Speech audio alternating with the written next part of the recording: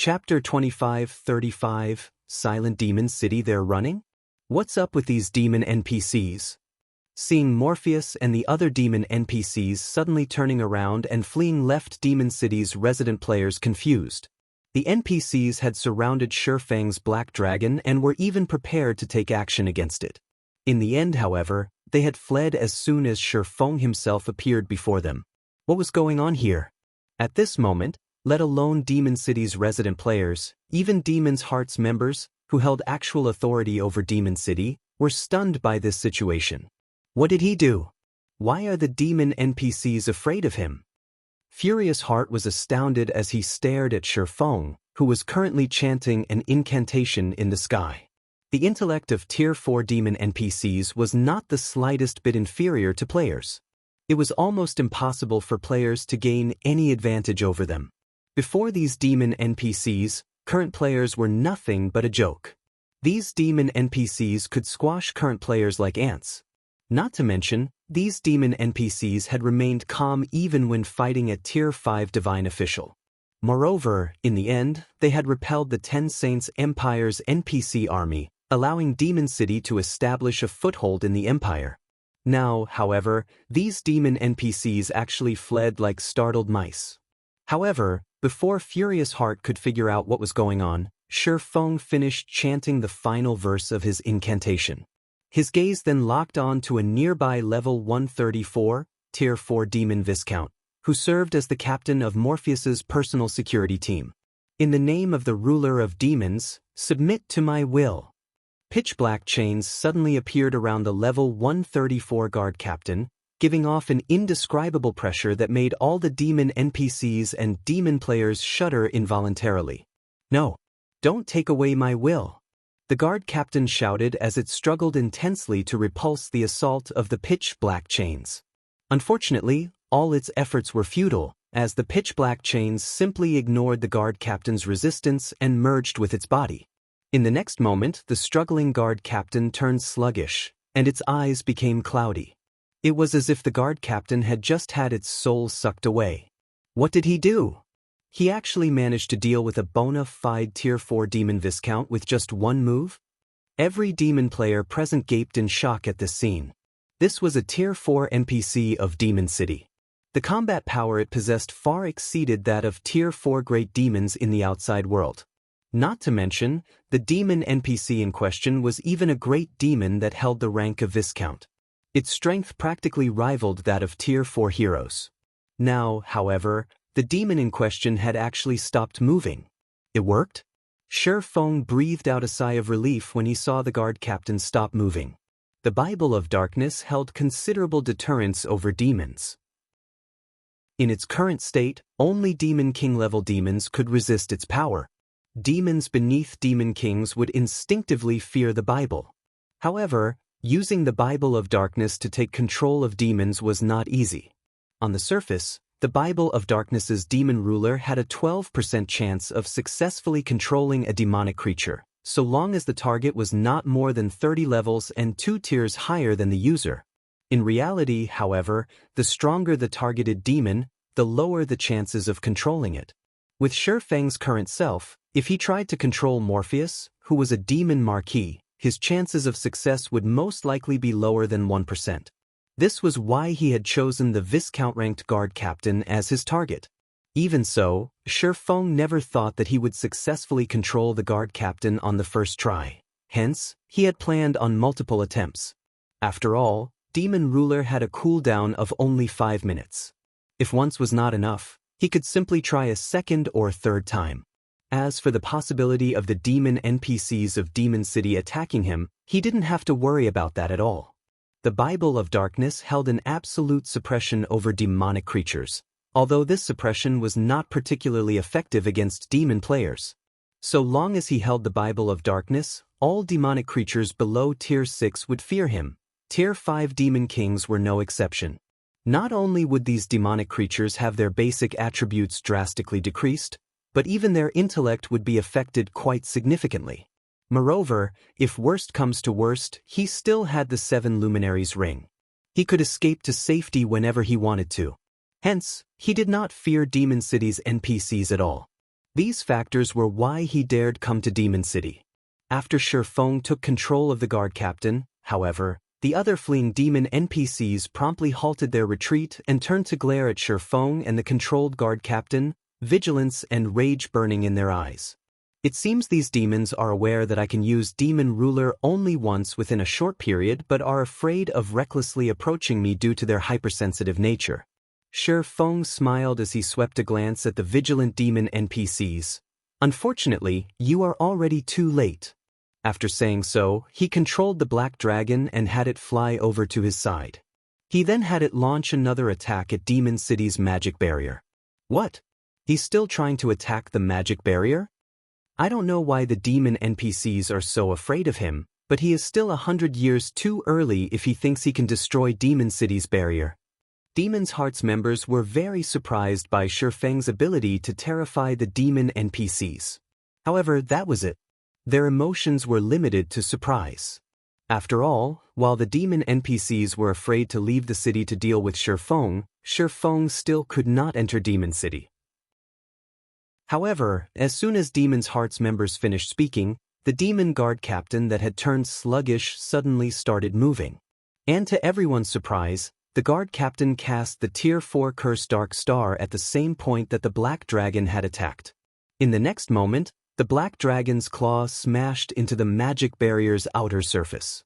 At the same time, a gigantic, pitch-black star also smashed into the magic barrier's inner surface. Boom! Upon receiving attacks from both inside and outside, the defensive magic array instantly shattered. Cracks bloomed all over the magic barrier that protected Demon City. In just a few seconds, the cracks had extended throughout the magic barrier. When looking up from Demon City right now, the spectating demon players found themselves looking at a cracked sky. Silence. Absolute silence. At this moment, as if time had frozen for Demon City, every player residing in the city was gazing at the sky in stunned silence, both their eyes and mouths wide open. Just then, a series of system notifications entered the ears of all demon players operating within the Burning Forest region, the emotionless voice of the system echoing in their minds for a long time.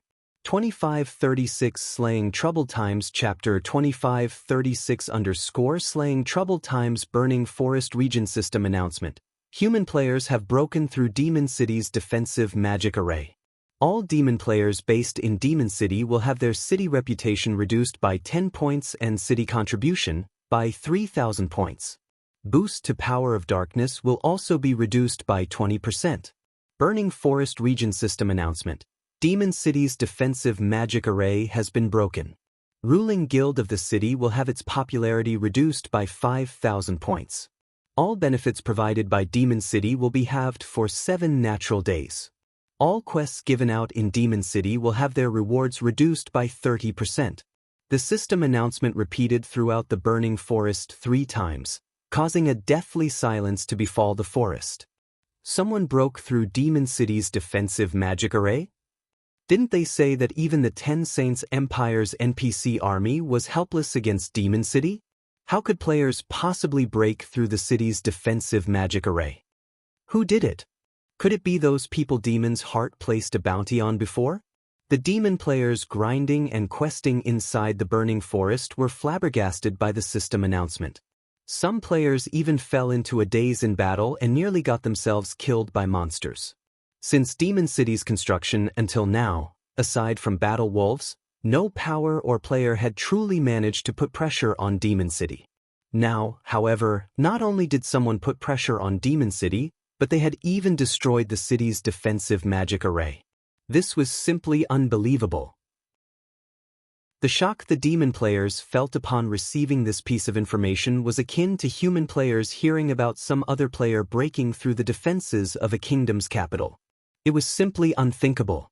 Meanwhile, inside Demon City, the resident players remained in a daze long after the incident. Like robots that had jammed, their mouths kept opening and closing wordlessly as they stared up into the empty sky above them. Damn it! How did he do it? This is a main city-level defensive magic array. As Furious Heart stared at Shifeng hovering in the sky, unprecedented shock filled him. He never imagined that Shi Feng would actually succeed in destroying Demon City's defensive magic array. Back when the Ten Saints Empire's army had attacked, it had taken a Tier 5 divine official to destroy the city's defensive magic array. The defensive magic array had stood strong even under the bombardment of over a dozen Tier 4 NPCs. Now, however, Shi Feng, a Tier 3 player, had single-handedly destroyed the city's defensive magic array. Moreover, he had accomplished this feat with just one attack. This was definitely a bug. However, it was also almost impossible for the main god system to make an error. Even if there were an error in the system, it wouldn't be on such a monumental scale. What Furious Heart did not know was that, in God's domain, all magic arrays had weaknesses. The defensive magic array of major cities was no exception. They all had mana junctions that were much more fragile compared to the other parts of the magic array. Normally, though, ordinary players couldn't locate these weak points. Moreover, with how large a city-scale defensive magic array was, trying to find these weak points was akin to looking for a needle in a haystack. However, that was not the case for Shi Feng. After he became an intermediate master magician, his understanding of magic arrays had reached completely new heights. Now, let alone Demon City's defensive magic array, even if faced with a main city-level defensive magic array of a kingdom that had been in existence for over a century, he was still confident he could find the magic array's weak points. Previously, Shi Feng had planned to break through Demon City's defensive magic array by having the Black Dragon attack the magic array's weak points. However, the damage tolerance of the weak points exceeded the amount of damage the Black Dragon could inflict. As a result, the Black Dragon only managed to shave off a certain amount of the magic array's energy reserves with its attacks. However, after gaining control over the Tier 4 Demon Guard Captain, he was able to have the Guard Captain and Black Dragon attack the same location simultaneously, thereby combining their strength and executing an attack that exceeded the magic array's damage tolerance. Only then did he succeed in instantly shattering Demon City's defensive magic array. If not for the Guard Captain falling into his control, he really would have been helpless against Demon City. Meanwhile, as everyone remained stunned by this unexpected development, Shi Feng, who had Gale Domain activated, flew to the space above Demon's Heart's residence. He then quietly observed the crowded residence below him. "Troubled Times, it's your turn now," Shi Feng said when he spotted Troubled Times, ignoring the tens of thousands of Demon's Heart members around. Shi Feng's words were akin to a death knell. Upon hearing these words, Demon's Heart's members could not help but turn to look at Troubled Times, who stood at a corner of the residence's plaza, pity appearing in their eyes. Troubled Times should have been safe after escaping to Demon City. Now, however, that was no longer true. If Shi Feng could destroy even Demon City's defensive magic array in a single attack, who could possibly stand up to him? Even if Shi Feng had relied on the strength of the Demon Guard Captain to accomplish this feat, this could also be considered a portion of the swordsman's strength. After all, not everyone was capable of controlling a Tier 4 Great Demon, a demon NPC at that. Black Flame, you'd better not go too far. This is Demon's Heart's residence. Furious Heart bellowed when he saw that Shi Feng was completely ignoring Demon's Heart's members. "You've already destroyed Demon City's defensive magic array and caused Demon's Heart's prestige to plummet. If you kill Troubled Times, you'll make an out-and-out enemy of Demon's Heart. You'd better think this through clearly." Shi Feng's strength was indeed terrifying. However, Demon's Heart was not in existence to provoke easily. It was the first dark guild in God's domain to establish a city for demons. In an era where dark powers were flourishing, even super guilds would not dare to offend Demon's Heart casually. Demon's Heart might not have the ability to deal with a monster like Shi Feng, but Zero Wing was a different story. A guild was different from an individual. A guild was an organization made up of thousands, and possibly even millions, of players. So long as Demon's Heart slaughtered Zero Wing's other members, even if Shi Feng remained unharmed, Zero Wing would still fall into ruin. This was also the reason why the Ten Saints Empire's various superpowers chose to take a step back when dealing with Demon's Heart. So what? Do you think Zero Wing is a guild you can casually provoke? Shi Feng said as he glanced askance at Furious Heart. Read latest chapters at Wuxia World. Yu the Black Dragon immediately descended from the skies and appeared above troubled times. It then swiped a claw at the berserker. Light shadow. No! When troubled times saw the mountain-like claw smashing down toward him, he instinctively activated demonification, followed by a life-saving skill to protect himself. Unfortunately, before a Tier 3 dragon, a Tier 3 demon player like Troubled Times was no different from an ant.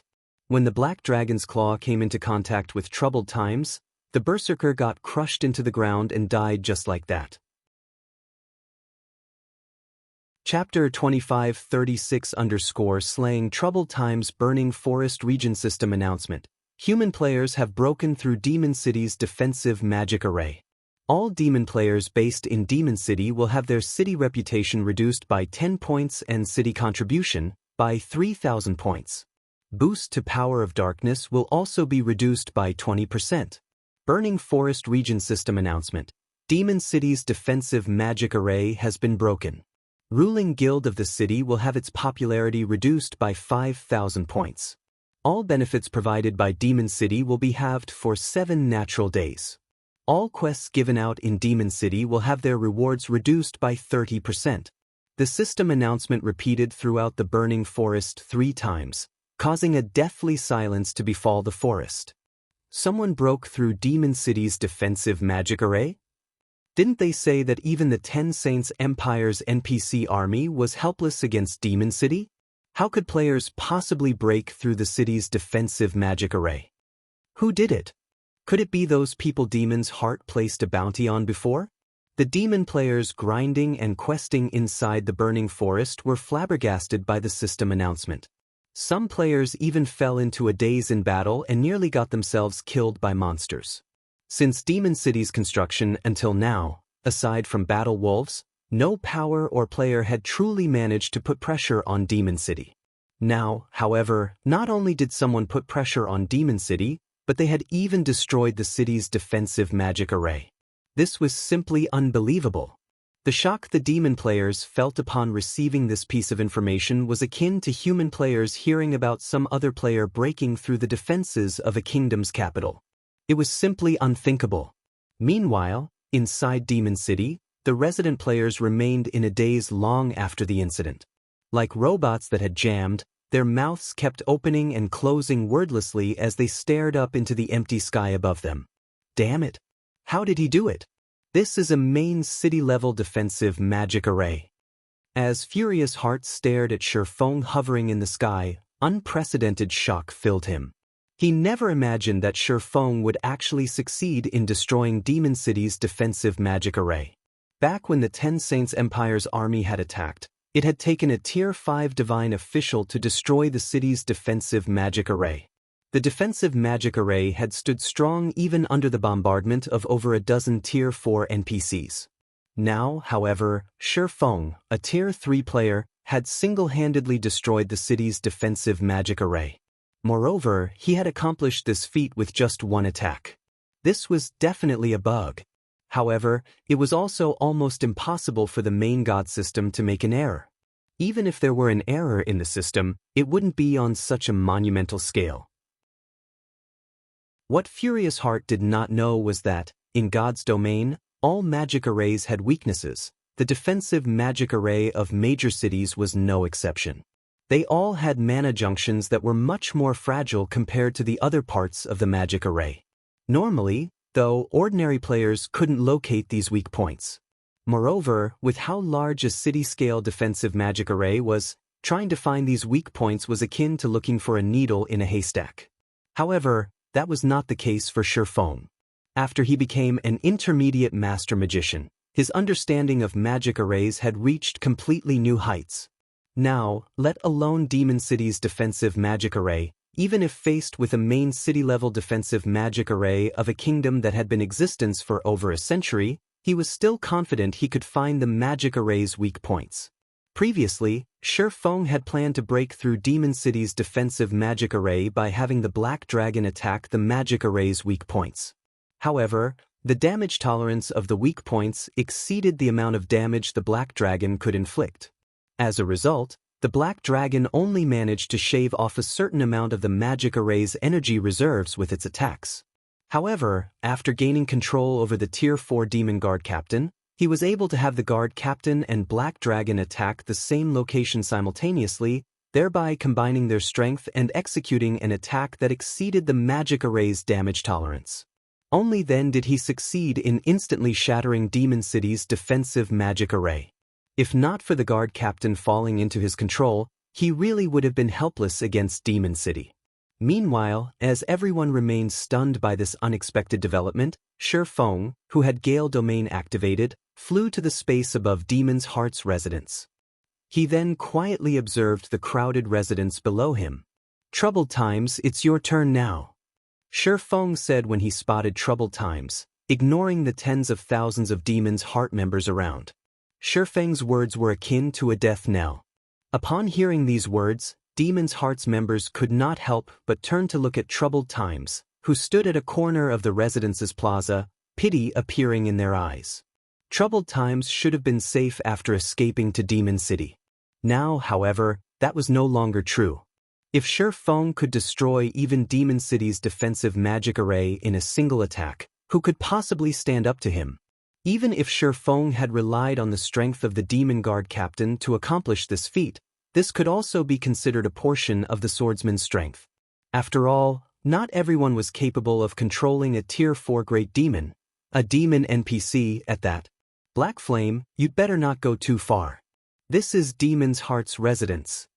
Furious Heart bellowed when he saw that Shi Feng was completely ignoring Demon's Heart's members. You've already destroyed Demon City's defensive magic array and caused Demon's Heart's prestige to plummet. If you kill Troubled Times, you'll make an out-and-out enemy of Demon's Heart. You'd better think this through clearly. Shi Feng's strength was indeed terrifying. However, Demon's Heart was not in existence to provoke easily. It was the first dark guild in God's domain to establish a city for demons. In an era where dark powers were flourishing, even super guilds would not dare to offend Demon's Heart casually. Demon's Heart might not have the ability to deal with a monster like Shi Feng, but Zero Wing was a different story. A guild was different from an individual. A guild was an organization made up of thousands, and possibly even millions, of players. So long as Demon's Heart slaughtered Zero Wing's other members, even if Shi Feng remained unharmed, Zero Wing would still fall into ruin. This was also the reason why the Ten Saints Empire's various superpowers chose to take a step back when dealing with Demon's Heart. So what? Do you think Zero Wing is a guild you can casually provoke? Shi Feng said as he glanced askance at Furious Heart. Read latest chapters at Wuxia World. The Black Dragon immediately descended from the skies and appeared above Troubled Times. It then swiped a claw at the Berserker. Light Shadow. No! When Troubled Times saw the mountain-like claw smashing down toward him, he instinctively activated Demonification, followed by a life-saving skill to protect himself. Unfortunately, before a Tier 3 dragon, a Tier 3 demon player like Troubled Times was no different from an ant. When the Black Dragon's claw came into contact with Troubled Times, the Berserker got crushed into the ground and died just like that. Chapter 2537, Single-handedly suppressing Demon's Heart when Troubled Times died. Silence blanketed Demon City again as everyone stared at Shi Feng hovering in the air. He killed him just like that? The city's independent players had never thought Shi Feng would dare attack a player in the middle of Demon's Heart's residence, yet he had done so without the slightest hesitation. He acted as if the Dark Guild's members were nothing of consequence. He's done it. Blue Frost and the other Zero Wing members from the Dark Den, who had watched the scene play out through a magic mirror, were especially dumbfounded. They had never imagined that Shi Feng would successfully kill Troubled Times. Moreover, their guild leader had done so as Demon's Heart's members watched. Blue Frost and his comrades felt as if they were dreaming. They would have already been amazed if they managed to sneak into Demon City and assassinate Troubled Times, but Shi Feng had boldly and openly slain his prey. While Zero Wing's Dark Den members were stunned, Furious Heart, who stood within Demon's Heart's residence, shot Shi Feng a furious look, his rage burning clear in his eyes. Black Flame. You and your entire guild are dead. Not even our guild leader will let you get away with killing someone in our residence, let alone vice guild leader Flaming Light. Furious Heart bellowed. He hadn't actually expected Shi Feng to attack Troubled Times without a second thought. The attack had been so sudden that he hadn't even had the time to try to save the berserker. A guild residence was a guild's most treasured location. If word spread that Demon's Heart couldn't even protect a single player within its residence, the Dark Guild's reputation would suffer. Is that so? Shi Feng asked, indifferently glancing down at Furious Heart. Feel free to test us. Zero Wing is ready for whatever you can throw our way. If you have nothing else to say, I'll be taking my leave. Every player in the residence went into an uproar after hearing Shi Feng's blatant disregard for their guild. Crap.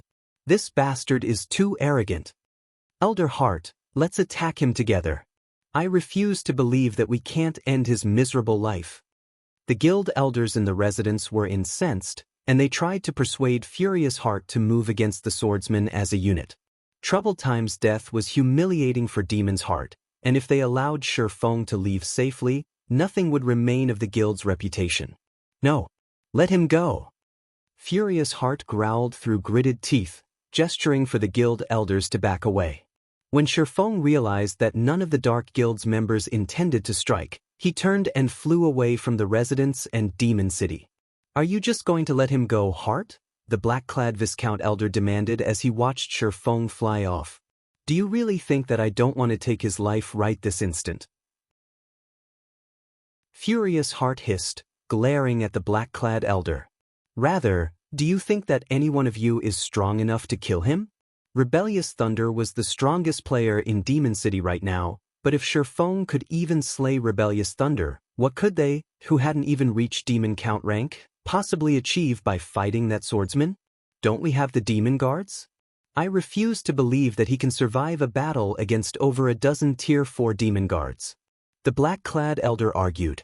The Demon Guards in question weren't like the demon NPCs that had surrounded and subsequently fled from Shi Feng. Demon's Heart didn't have any control over the city's NPCs, but its Demon Guards were a different story. If they paid the appropriate price, their Demon Guards would do everything in their power to take Shi Feng down. The black-clad Elder had also estimated that Shi Feng could only control one demon NPC with whatever means allowed him to do so. Controlling multiple Tier 4 demons should be impossible. If they sent over a dozen Tier 4 Demon Guards to surround Shi Feng, he wouldn't stand a chance, even with the Demon Guard captain on his side. Ending the swordsman within Demon City was entirely possible. Do you assume that I haven't thought of that? Furious Heart shot back, rolling his eyes at the Elder. Grimly, he continued, I considered mobilizing the Demon Guards the moment Black Flame arrived above the residence, but when he did, the Demon Guard's basic attributes fell by 30%. They wouldn't even be able to deal with Black Flame in such a state, much less the Demon Guard captain under his control. Shi Feng was already as powerful as a Tier 4 being, which he had proven in the fight against Rebellious Thunder when they had clashed as equals. With 30% less basic attributes, the Demon Guards had no chance against Shi Feng. Shi Feng was a domain realm expert. Sending a bunch of dumb monsters with inferior attributes to take him out would be nothing more than a joke. But it's so frustrating watching him go unscathed, the black-clad Elder hissed, gnashing his teeth as he watched Shi Feng's figure move farther away. Demon's Heart had gone to great lengths to earn the prestige it had enjoyed in Demon City only minutes ago. Now that Shi Feng had dealt such a severe blow, restoring their reputation would take ages if they simply allowed him to leave. So what if he leaves? I've already notified the guild leader and vice guild leader Light. Black Flame won't enjoy this victory for long. Furious Heart said, his eyes narrowing as he glared at Shi Feng's departing figure. At the moment, Demon's Heart was indeed helpless before Shi Feng, but once the guild leader and vice guild leader Flaming Light returned, it would be a different story. Those two individuals were the guild's true pillars of strength. Even the Ten Saints Empire's various superpowers feared those two players' strength and the foundation they'd created for the Dark Guild, going as far as to form alliances in secret with Demon's Heart.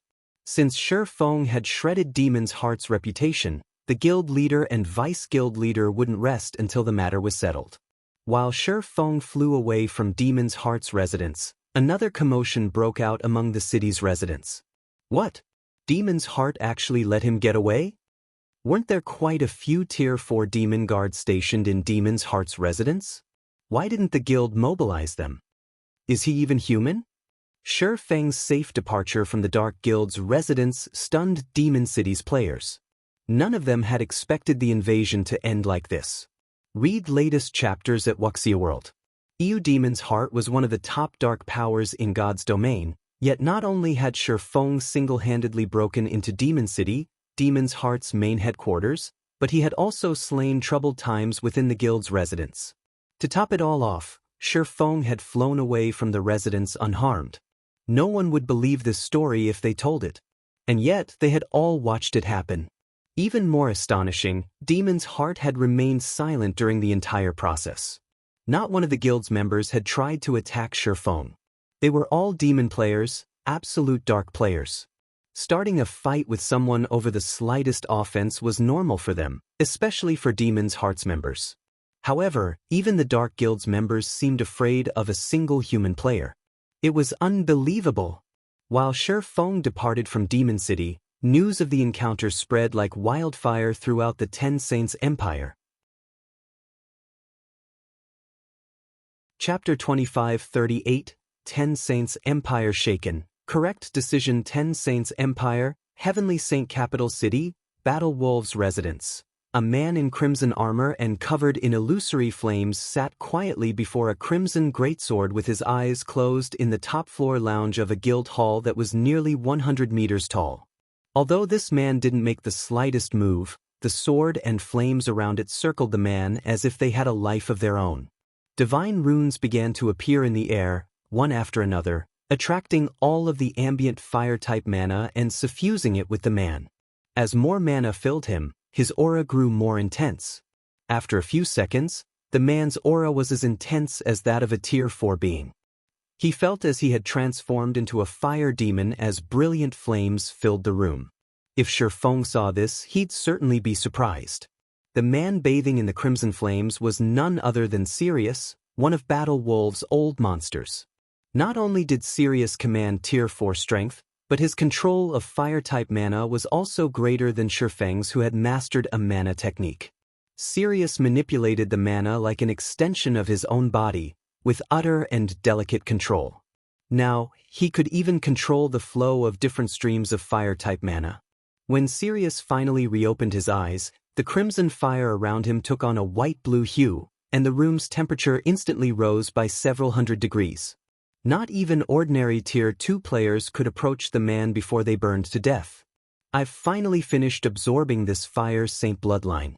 It's about time I pay Demon City another visit, Sirius said, smiling as he examined the blue divine runes on his arms. During the battle in the Burning Forest, Demon's Heart's vice-guild leader, Flaming Light, had defeated him. He had initially given up hope of defeating Flaming Light anytime soon, but the guild had been fortunate enough to find an extremely rare advanced bloodline, the Fire Saint bloodline. At first, he had assumed the Fire Saint bloodline would only increase his strength by a fraction, but now that he had fully unified with it, he understood how terrifying it was. He was even confident that he could now barge into Demon City and walk out with his life, let alone exact his vengeance against Flaming Light. As Sirius prepared to leave the lounge, however, a tall, middle-aged man with an imposing aura burst in. This man was Everlasting War, who had previously served as the Glorious Lions battle team's leader. Commander, we've just received an update regarding Demon City. The report states that not only has Black Flame broken into the city, but he's also slain Troubled Times, who had hidden within Demon's Heart's residence, Everlasting War announced. Troubled Times died inside Demon's Heart's residence? The news stunned Sirius, and for a moment he wondered if he had misheard. He was already amazed that Shi Feng and his team had made it to Demon City. Despite dispatching an army of over 100,000 experts, Battle Wolves hadn't even caught a glimpse of the city's gate. But now, he learned that Shi Feng had broken into the city and killed Troubled Times within Demon's Heart's residence. It was astounding. Demon's Heart has lost most of its prestige in Demon City and now poses much less of a threat to the various superpowers. Should we still head to Demon City, Commander? Everlasting War asked Sirius, who wore a strange expression. News of Troubled Time's death had already spread throughout the Ten Saints Empire. Keeping the matter under wraps was impossible for Demon's Heart. Meanwhile, the situation had robbed Battle Wolves of the revenge it sought for the humiliation it had suffered. If the guild targeted Demon's Heart now, it would only earn the label of bully, tarnishing the guild's reputation further. We no longer need to visit Demon City. Instead, we should visit Zero Wing, Sirius said. To achieve such a feat, Black Flame is indeed impressive. Unfortunately, Demon's Heart isn't a trivial opponent, and Flaming Light is particularly troublesome. If that weren't the case, the Ten Saints Empire's various superpowers would never have willingly allied with the Dark Guild. Understood. I'll take care of the necessary preparations, Everlasting War said. After giving the matter some thought, he agreed with his commander's decisions. 2 or 3 days ago, Everlasting War would have thought Zero Wing had just won a major victory, but based on what information Battle Wolves had gathered, Demon's Heart had more power in level 100 neutral maps than Zero Wing could imagine. All Shi Feng had done was yank on the tiger's whiskers by tarnishing Demon's Heart's reputation. The act was both ignorant and foolish. Meanwhile, all of the various superpowers that learned of Shi Feng's accomplishments were similarly astonished. None of them had thought that Shi Feng would shake Demon City to its very foundations. The swordsman's strength was simply inhuman. Surprisingly, however, the Ten Saints Empire had remained extraordinarily calm despite the news. None of the various superpowers, which deeply hated demon players, had shown any movement. Not one of them had tried to kick Demon City while it was down. Rather, the Empire's superpowers had sent a large number of experts to Zero Wing's territories. This turn of events was indescribably strange. Have these superpowers gone mad, Vice Guild Leader? They're not taking advantage of the situation to put pressure on Demon's Heart and are aiming for Zero Wing instead. The Tier 3 black-clad assassin beside Illusory Words said after examining the details the guild's information network had gathered. Did they miss the system announcement in the Burning Forest? The demon player's development speed in that area has substantially decreased.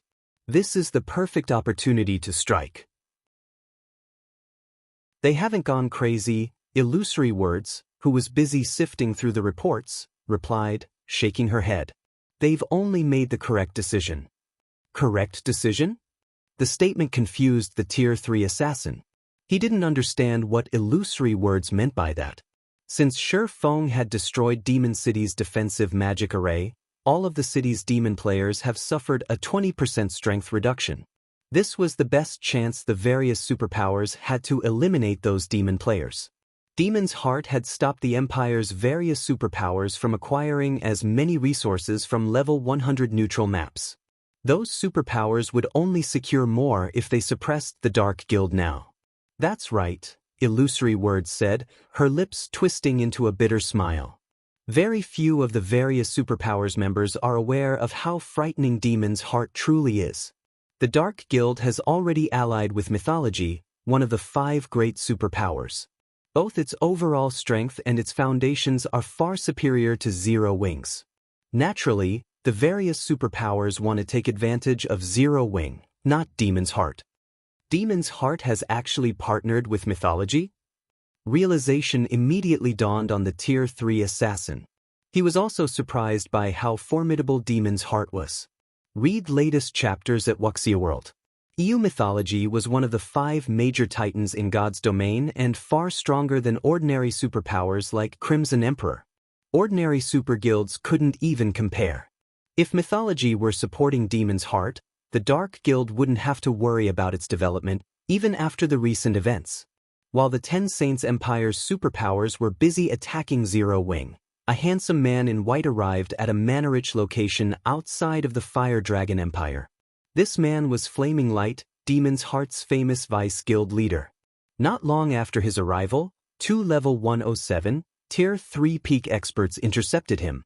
"What business do you have here?" a Tier 3 shield warrior demanded, flashing Flaming Light a contemptuous look.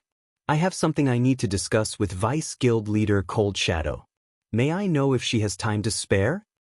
Flaming Light cordially asked. Chapter 2539, Abyssal Blades Fragment. Cold Spring Forest, Stone Forest City. With troubled times dead, Shi Feng returned to Stone Forest Town with the Hell Legion. He didn't linger in the Ten Saints Empire for a moment longer. The moment Hell Rush and his comrades entered Stone Forest City, the sight that greeted them left them stunned.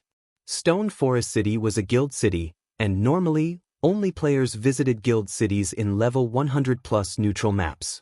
NPCs rarely visited such guild cities, yet Stone Forest City was full of them. There was even a long line of NPC merchants waiting to enter the city at the main entrance. Calling the city an NPC city wouldn't be an exaggeration. Hell Rush was also stupefied when he saw the number and quality of players visiting Zero Wing City. He spotted several dozen Tier 3 players with a casual glance around the main street. Although the various superpowers had over 100 Tier 3 players at this stage of the game, and some even had several hundred, Tier 3 players were still a rarity as a whole. No matter where they went, they attracted a lot of attention. However, Tier 3 players in Stone Forest City were just as common as ordinary, Tier 2 experts. So, this is Zero Wing's Guild City? Thunder Beast muttered, looking around him in astonishment. The Hell Legion had a total of 300 Tier 3 experts, which was a staggering number no matter where they went, but it was nothing in Stone Forest City. From what he could see, there were easily more than 1,000 Tier 3 experts wandering the city's main street alone. Even Blue Frost and Zero Wing's Dark Den members were stunned. Shelters in the Dark Den didn't even have more than 100 Tier 3 experts at this stage. They were still highly sought after in the Dark Denver. And yet, even a random street on Stone Forest City had more Tier 3 players than any of Dark Den's shelters. Blue, you bastard, you kept us in the dark this? If we knew our guild had such a magnificent city, we would 1v joined Zero Wing long ago. A Tier 3 Cursemancer, who had just joined Shelter 1 Zero Wing, scolded the Vice Guild leader as he admired the crowd of Tier 3 players. The Cursemancer estimated that Stone Forest City easily had multiple times more Tier 3 players than all of the Dark Den. Ordinary players might not care how many Tier 3 players a town or city had, but it was a significant matter to someone who played a management role in Shelter 1. Every player's value was different, especially in towns and cities. A city could benefit from a Tier 3 expert far more than from a Tier 2 expert, particularly when it came to resources. Tier 3 experts simply had access to more and better quality resources than Tier 2 players because they could explore locations that were too dangerous for the weaker players. In a city full of Tier 3 experts, players unwittingly added resources to the town, even if they weren't a member of the ruling guild, which, in turn, attracted more experts. Another benefit came in the form of leveling. God's Domain's mainstream players had already reached level 100 and beyond, and after level 100, players needed far more EXP to reach each subsequent level. Players also needed to defeat much stronger monsters. Thus, they would need Tier 3 players' help if they wanted to level up quickly. This was also why the Dark Den's players preferred to develop in powerful shelters. With how many Tier 3 experts wandered Stone Forest City streets, these players' leveling speed would be incredible. The Dark Den's various shelters couldn't even imagine how fast these players reached their next level. If the Dark Den's players knew that Zero Wing ruled a guild city like this, every one of them would immediately try to join the guild. Blue Frost, however, did not have a good response for the Cursemancer's complaint. Although he had always known that Zero Wing was extraordinary, he had never dreamed that it was this powerful.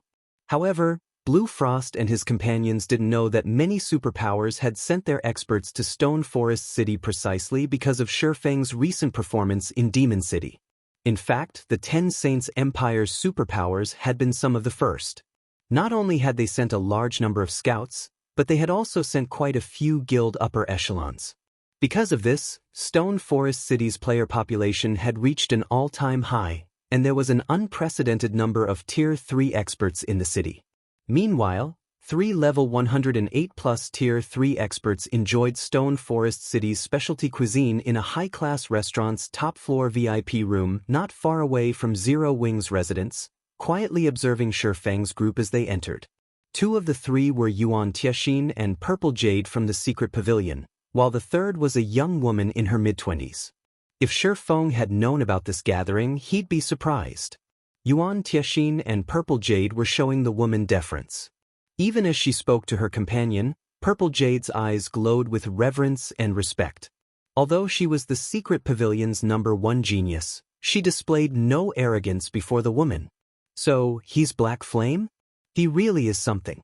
It's a pity he has offended Demon's heart. With his presence and Stone Forest City's assistance, it wouldn't have been long before Zero Wing had joined the realm of God's domain's superpowers. Otherwise, the young woman with long, icy blue hair said as she watched Shifeng disappear into Zero Wing's residence, smiling softly. Are you certain that you won't reconsider, Vice Guild Leader Dawn? Stone Forest City is now the #1 city in the Cold Spring Forest and several neighboring level 100 neutral maps. If you step forward, I'm sure Demon's heart will hold back against the city, Yuan Tiexin respectfully pleaded with the young woman. The woman before him was Dawn Jade, and he had nothing but respect for her. Dawn Jade was most likely to succeed the Secret Pavilion's guild leader in the future, and her current position was only second to the guild leader's. Before his assault on Demon City, I could understand why the guild leader had such an optimistic opinion of Zero Wing, but Elder Yuan, you know times have changed. The dark powers have far more influence over God's domain than they used to, especially Demon's heart, which stands at the peak of the many dark powers. But Black Flame mercilessly killed someone Flaming Light was protecting, and the various dark powers think this is a good opportunity to set an example for God's domain's various superpowers, Dawn Jade said. Sighing, she continued, Zero Wing has provoked far too many superpowers. Based on recent reports, aside from mythology, Flaming Light has begun to negotiate a partnership with Beast Emperor, who currently occupies the Ore Empire. Not even the guild leader can prevent Zero Wing's fall at this point. Black Flame only has himself and his stubborn nature to blame. I doubt even Netherworld Empire's Hell Legion can save his guild. Your people should prepare as well. I'm sure it won't be long before Demon's heart makes it move. But don't worry too much. I'll think of a way to retain our shares of Stone Forest City. Once Dawn Jade finished speaking, she made a cutting gesture with a hand, summoning a spatial gate. She then walked through the gate, vanishing from the restaurant. Silence dominated the room for a long time after the young woman's departure. Uncle Yuan, what should we do? If the Vice Guild leader won't help us, we won't have enough forces to defend Stone Forest City, even if we gather all of our players, Purple Jade asked. Few knew of the true terror of Demon's heart. Once the Dark Guild took action, Cold Spring Forest would become a nest for dark players. Flaming Light possessed the means to open a portal to a dark world, allowing the other world's players to flood onto the main continent. This was the true reason that even super guilds were afraid of Demon's heart. Only, Flaming Light wanted Demon's heart to establish a stable foothold in God's domain, so he hadn't actually used this card. Once he did, he'd lose it, and he'd have to wage war against whichever superpower or superpowers his actions affected. Unfortunately, Flaming Light wouldn't hold back against Zero Wing now that Shifeng had damaged Demon's heart's reputation so severely. With the guild's current strength, it would find threatening Zero Wing quite difficult. Thus, the chances of Flaming Light activating the portal in Cold Spring Forest were very high. The Dark World was far stronger than many other major otherworlds, and it easily had a player population that could rival 2 or 3 empires. Moreover, every player in the Dark World was a dark player. Once Flaming Light activated the portal in Cold Spring Forest, Stone Forest City would have to face a storm of dark players. Its chances of surviving were practically non-existent. In fact, the portal's activation would also have an unprecedented impact on the nearby kingdoms and empires. I don't know. Let's just take one step at a time, Yuan Tiexin replied, and he couldn't help but glance in Shifeng's direction, rolling his eyes. Rather than quietly developing Zero Wing, Shifeng had gone through God's domain, making one enemy after another. Now, Even the secret pavilion could save the guild. They could only watch as Zero Wing burned to the ground. During Yuan Tiexin and Purple Jade's meeting in the nearby restaurant, Shifeng had made his way to the second underground floor in Zero Wing's guild hall. After entering the core room, he activated the room's defensive magic array and sealed off the entire floor. He then carefully pulled a pitch-black blade from his bag, placing it on the central platform. The blade was none other than Rebellious Thunder's cruel darkness. Initially, Shifeng hadn't paid the magic weapon Rebellious Thunder had dropped much mind. He had been utterly focused on killing the man at the time. However, while the Black Dragon had bombarded Demon City's defensive magic array, he had offhandedly collected cruel darkness from its previous wielder's ashes. When he had picked the magic weapon up, he had discovered that cruel darkness resonated with his Abyssal blade, which he had found endlessly exciting. Two weapons only resonated in God's domain when both were a part of the original weapon. In other words, they were weapon fragments. As a magic weapon, the Abyssal blade was already ridiculously strong, powerful enough to rival fragmented legendary weapons in its current state. Hence, Shifeng had been flabbergasted to learn that the Abyssal blade was only a fragmented weapon, not a complete one. If that were true, how strong would the complete weapon be? Would it become a fragmented legendary weapon? Or a legendary weapon? Read latest chapters at Wuxia World. With this astonishing discovery occupying his thoughts, Shifeng had slain troubled times before hurrying back to Stone Forest City. This should be safe enough. Hopefully, the fusion doesn't cause too much of a commotion. After examining cruel darkness, Shifeng unsheathed the Abyssal blade, and as a result, he received a system notification. System: the Abyssal blade has discovered a fragment of the same origin. Do you wish to fuse the fragment with the Abyssal blade? Fuse them. Chapter 2540. Recasting. A sword of old Shifeng's heart pounded nervously as he chose to fuse the two weapons. What he needed more than anything right now was a good weapon.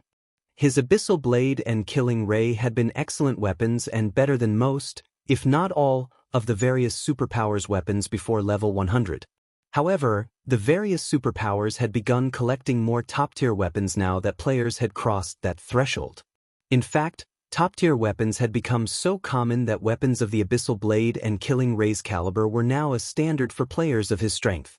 Because of this, the Abyssal blade and Killing Ray were now his shortcomings, particularly the Abyssal blade. If he hadn't acquired multiple pieces of fragmented legendary equipment and an extraordinary bloodline, the various superpowers Apex experts would have long since surpassed his basic attributes. Of course, fusing two weapon fragments in God's domain wasn't an easy task. The process was akin to recasting a weapon, but in this scenario, players had to fuse the two weapons before they could recast them, rather than simply recasting a single weapon. If the forger responsible for recasting the weapons didn't have a certain level of mastery, they could destroy both weapons. Of course, only the weapons would be destroyed. The fragments would remain, although one wouldn't be able to use them as weapons. After Shifeng agreed to fuse the Abyssal blade and Cruel Darkness, both weapons instantly shattered, transforming into a cloud of ink-black dust. The cloud then solidified into the form of a rough sword hilt and blade. The two fragments looked nothing like they had a moment ago, but they both radiated frighteningly powerful auras that even made Shifeng shudder. For a moment, he faintly saw the phantom of a dragon head, spreading its jaws and threatening to devour him. They're just fragments, yet their auras are so powerful? Shifeng stared at the two weapon fragments in astonishment. The combined aura was even stronger than that of the Abyssal blade when it was fully liberated. Shifeng found it really hard to imagine just how powerful the original weapon had been before it had broken. He estimated that it should have at least been legendary rank. He couldn't help the envy he felt. If he were dealing with a legendary weapon, he would have to be very careful. On the off chance that he made a mistake and the recasting failed, not only would he lose the Abyssal blade, but he'd also have to search for more materials to try again. Naturally, he'd need legendary ranked materials. Legendary materials were incredibly rare in God's domain. Even the various superpowers of his previous life had struggled to collect a single set of legendary materials to recast a legendary weapon, not to mention Zero Wing. When he had first obtained Cruel Darkness, he had intended to seek out Xianxia for help with the recasting. A Grandmaster Forger was capable of producing legendary items, after all. Recasting a legendary item from weapon fragments should be a piece of cake for her. When he evolved the Abyssal Blade to Tier 3, however, even the Candlelight Trading Firm's defensive magic array had very nearly failed to contain the magic weapon's unrestrained aura. If recasting this weapon caused too much of a commotion and caught the public's attention, it could spell his doom. What lay before him was a magic weapon, and he was likely to face a backlash once the recast was complete. If that happened, he'd be at his weakest and vulnerable to attack. If the various superpowers happened to have experts stationed near White River City, he'd be doomed. Naturally, Xianxia, as an NPC, wouldn't try to protect him. At best, he'd have to rely on the city's NPC soldiers to fend off any hostile players, but by the time they responded to an attack, they'd be too late. Shifeng's worries weren't unfounded. Such instances had happened quite a few times in the past. Many players had assumed that they'd be safe in NPC cities when they upgraded their magic weapons, but in the end, other players had taken their lives, and they had still suffered their magic weapons backlash. After all was said and done, their characters had been crippled. Not wanting to take the risk, Shifeng decided to recast the weapon himself within Stone Forest City's walls. Fortunately, he was already an intermediate master forger. Even without Xianxia's help, he qualified to recast a legendary weapon. He then pulled a bunch of magic crystals from his bag and gradually fused the two weapon fragments. As the magic crystals disintegrated into mana and flowed into the fragments, the magic arrays carved on them began to regenerate. Unlike the recasting process, fusing the fragments was simple. Players merely needed to supply enough mana. The process was a slow one, although there was almost no room for unforeseen complications. Time quickly passed. 1 hour, 2 hours, 3 hours. After 4 hours, the fusion process wasn't even halfway complete. What kind of weapon is this? Shifeng's head ached as he watched the weapon fragments hungrily devour magic crystals. He had already spent 40,000 magic crystals over the past 4 hours, yet the fusion process hadn't even reached 50%. These weapon fragments were practically bottomless pits for mana. Fusing these weapon fragments would likely require enough magic crystals to bankrupt a second-rate guild. If he hadn't returned to the eastern continent with over 200,000 magic crystals, the equivalent of a full day's income for the Starlight Fortress, he wouldn't have had enough. Just as he was about to take more magic crystals from his bag, he received a call request from Gentle Snow. After so long apart, not only had Gentle Snow reached level 109, but she also now radiated a special kind of mana. Shifeng would have assumed she had unlocked her mana body's full potential if he hadn't known better.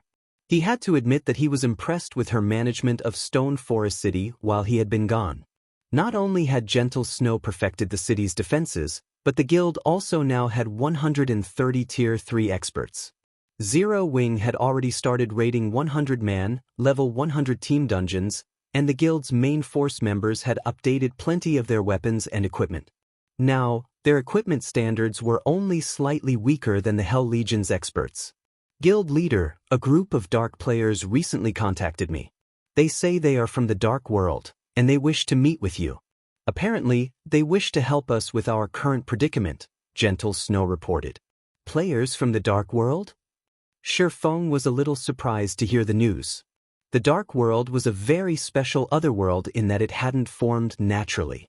Rather, ancient gods had created the Dark World, and it was dominated by the laws of darkness.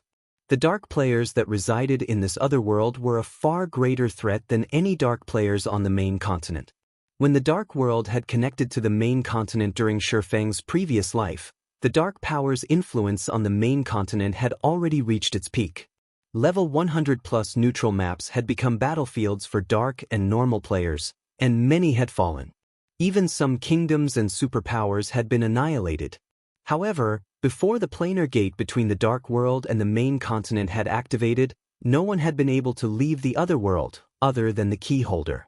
As far as Shifeng could remember, only flaming light held the key, and it was obvious that he hadn't yet activated the planar gate. Yet, players acting as residents of the Dark World were looking for him. He found the situation strange. "Do you wish to meet them?" Gentle Snow asked. "This is interesting." "Yes, I'll meet with them. Have someone receive them for now, and I'll head over once I've finished here," Shifeng replied, gazing at the weapon fragments before him. "All right, I'll inform them," Gentle Snow said, nodding before she disconnected the call. Shifeng then returned his attention to fusing the two weapon fragments. 60,000, 80,000, 90,000. When he sacrificed the 100,000th magic crystal, he heard the chime of a system notification. "System, fusion complete. Please begin recasting the weapon." With the system notification, Shifeng heard the deafening roar of a dragon from the fused weapon fragments. It was so powerful and startling that he stumbled back. Read latest chapters at Wuxia World.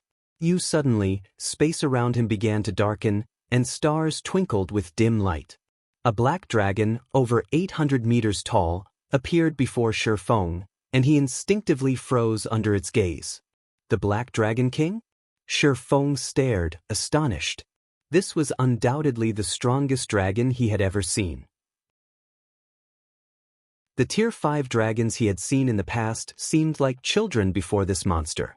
The scene didn't last long, however, and Shifeng quickly found himself back in the quiet core room with only a tattered blade before him. Countless, night black particles circled the old weapon. "System, you have 5 hours to recast the weapon before you. Attempt to recast a weapon fit for your use as much as possible. If the weapon's completion rate is lower than 70%, the recasting process will be deemed a failure." Chapter 2541, Blade Reshaping, 5 hours. Shifeng's expression darkened when he read the system announcement.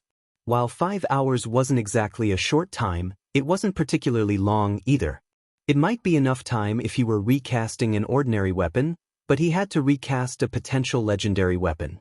Furthermore, if the completion rate wasn't high enough, the weapon's attributes could be severely affected. He might end up turning a peerless weapon into just another top-tier weapon. With the 5 hours the system had provided, he only had a very limited number of times he could attempt the recast as well. Recasting weapons in God's domain wasn't as complicated as creating one from scratch. Players only needed to reshape and refine the weapon. However, Shifeng didn't have a design to work with, so he would have to determine the new weapon's structure on his own. To make matters worse, he didn't know what materials the fragments had been forged with, which made it nearly impossible to take advantage of those materials' benefits. He'd have to work by trial and error, and achieving an ideal result would still be a major challenge. "It seems I'll have to base the recast on the Abyssal blade for now." Glancing at the system timer, Shifeng took a deep breath and activated the Philosopher's Hand, temporarily boosting himself to Advanced Master Forger. He then began to reshape the tattered blade into that of the Abyssal blade. Any other player would find this task to be a nightmare and a disaster, but Shifeng, who had played God's domain for more than a decade now, was a different story. Although he had never touched upon the forging arts during his previous life, he was knowledgeable about them. He had spent time chatting with many master forgers about how to best recast a weapon in his past. Once mainstream players had reached level 120, recasting weapons had become a common matter for the various players. Many level 120+ dark gold weapons had been recast from epic weapons fragments, and once players collected all of the necessary fragments, they could recast them into an epic weapon once more. This had become one of the main sources of epic weapons for independent players. After innumerable recasts, players had discovered that one of the best ways to recast a weapon was to reshape it into one of the weapon fragment forms when they didn't know the original weapon structure. The weapon fragment's previous forms had been made with the involved materials in mind. Hence, it was highly likely that fragments had taken a form quite similar to that of the original weapon. All players needed to do was make some minor adjustments to the new weapon structure. Shifeng wasn't familiar with cruel darkness, so reforming the weapon in its form was out of the question. Fortunately, he was quite familiar with the Abyssal Blade, a weapon he had obtained not long after rejoining God's domain. In fact, he was more familiar with its form than his other weapons. Shi Feng spent around 30 minutes reshaping the rough blade into something that highly resembled the Abyssal Blade, although this new weapon had a considerably longer blade. It couldn't even be considered a one-handed sword anymore, but a two-handed sword. Appraise. Shi Feng began the appraisal, satisfied with his work, and as he did, the magic arrays covering the weapon activated, drinking in the ambient mana like a beast in the desert. The mana density around the long blade steadily rose. Shi Feng watched, excitement blooming in his chest. He hadn't actually thought his first attempt would be a success. With this, making adjustments to the weapon would be much easier. However, not long after that thought, the system reported the appraisal results, and he wasn't sure whether he should laugh or cry when he saw them. System: weapon completion rate 40%. Do you wish to keep this outer shape? Even with only a 40% completion rate, the new Abyssal Blade could gather so much mana around it, and its aura had become incredibly powerful. He didn't even dare imagine how powerful the sword would be if he reached a 70% or higher completion rate. However, this new weapon's exterior was already ideal, and his results would be limited if he tried to modify it. Could the original be a two-handed weapon like Cruel Darkness? Shi Feng felt another headache brew as he considered the thought. Although he could recast the weapon into a one- or two-handed sword, recasting a one-handed weapon would be considerably more difficult if the original had been a two-handed weapon. While swordsmen could use two-handed swords, Shi Feng wasn't as familiar with that fighting style. Suddenly switching to a two-handed sword would severely impact his combat power. Yet, if he forcefully recast a two-handed weapon into a one-handed sword, he'd be abandoning some of the original materials. One-handed weapons required far fewer materials, after all. However, doing so would affect the weapon's completion rate. With fewer materials, the weapon wouldn't be as powerful as it once had been, and depending on the materials he abandoned, the weapon's composition could be at risk, causing disharmony between the materials. He'd have to take all of these factors into account when recasting this weapon into a one-handed sword. Normally, only experienced Grandmaster Forgers could accomplish such feats. Not only did they have abundant experience, but they also possessed advanced skills that allowed them to discern the golden ratio among their materials. This was why Grandmaster Forgers could craft legendary items. After giving the matter some thought, Shi Feng decided to conduct some experiments. He initially sacrificed 10% of the weapon's materials, but it left too few remaining, and the ratio was uncoordinated. The result was only a 23% completion rate, and the weapon was far weaker than the first recast. He had then sacrificed 20% of the materials, which was, again, too much, and as a result, the sword lacked strength. This time, the completion rate was a measly 16%. Shi Feng attempted the recasting 8 more times. Although each reshaping attempt took less time, he never earned more than a 60% completion rate. Even his best attempt had stopped at 58%, a long way from the required 70% completion rate. As he continued to reshape the weapon, time flew by. He paused when he had little over an hour remaining of the 5-hour time limit. Factoring in the time he'd need to refine the weapon, he didn't have much left for reshaping attempts. Do I really have to give up on recasting a one-handed sword? Shi Feng's mind was a jumble when he realized how little time remained. If he continued to aim for a one-handed sword, he wasn't likely to succeed in the time he had left. Ultimately, his recast would fail, and he'd have to search for more legendary materials to try again. Unfortunately, collecting a set of legendary materials with Zero Wing's current strength was a fool's dream. By the time Zero Wing managed to find them all, he would likely have found another weapon to suit him. However, even a high-quality two-handed sword would be useless to him, and he wouldn't likely have a chance to recast the final product into a one-handed sword again. He had only found a fragment of the Abyssal Blade by chance. Who knew when he would come across another? Damn it. Abandoning 17% isn't enough, but 18% is too much. I don't have enough time for more precise experiments, either. Shi Feng could not help but hesitate as he watched time slip away. After multiple experiments, Shi Feng was certain that the golden ratio lay between 17% and 18%. He estimated that he'd need another 5 or 6 attempts to find the true golden ratio, but with only 1 hour left, he had time for, at most, 2 more reshaping attempts. It wouldn't be long before he'd have to refine the weapon. If he waited, the final product would be garbage, even if he reached a sufficient completion rate. I have no choice but to gamble, Shi Feng thought, gritting his teeth. He then retrieved the ice dragon's claw he had obtained from the ice dragon Heathwaite and refined it. Read latest chapters at Wuxia World. The ice dragon's claw was a legendary material, and Heathwaite had only dropped 2.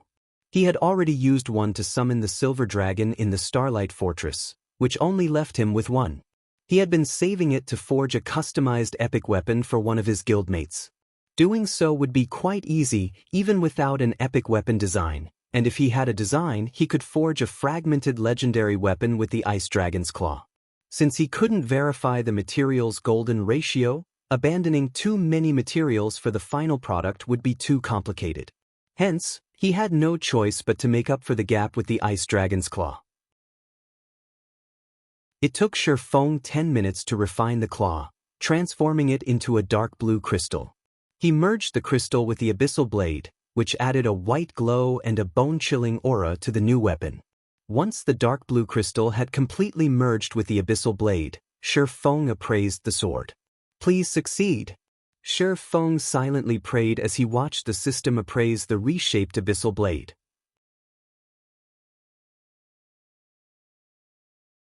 Chapter 2542, New Abyssal Blade. As the system began to appraise the weapon, the magic arrays on the new abyssal blade simultaneously lit up.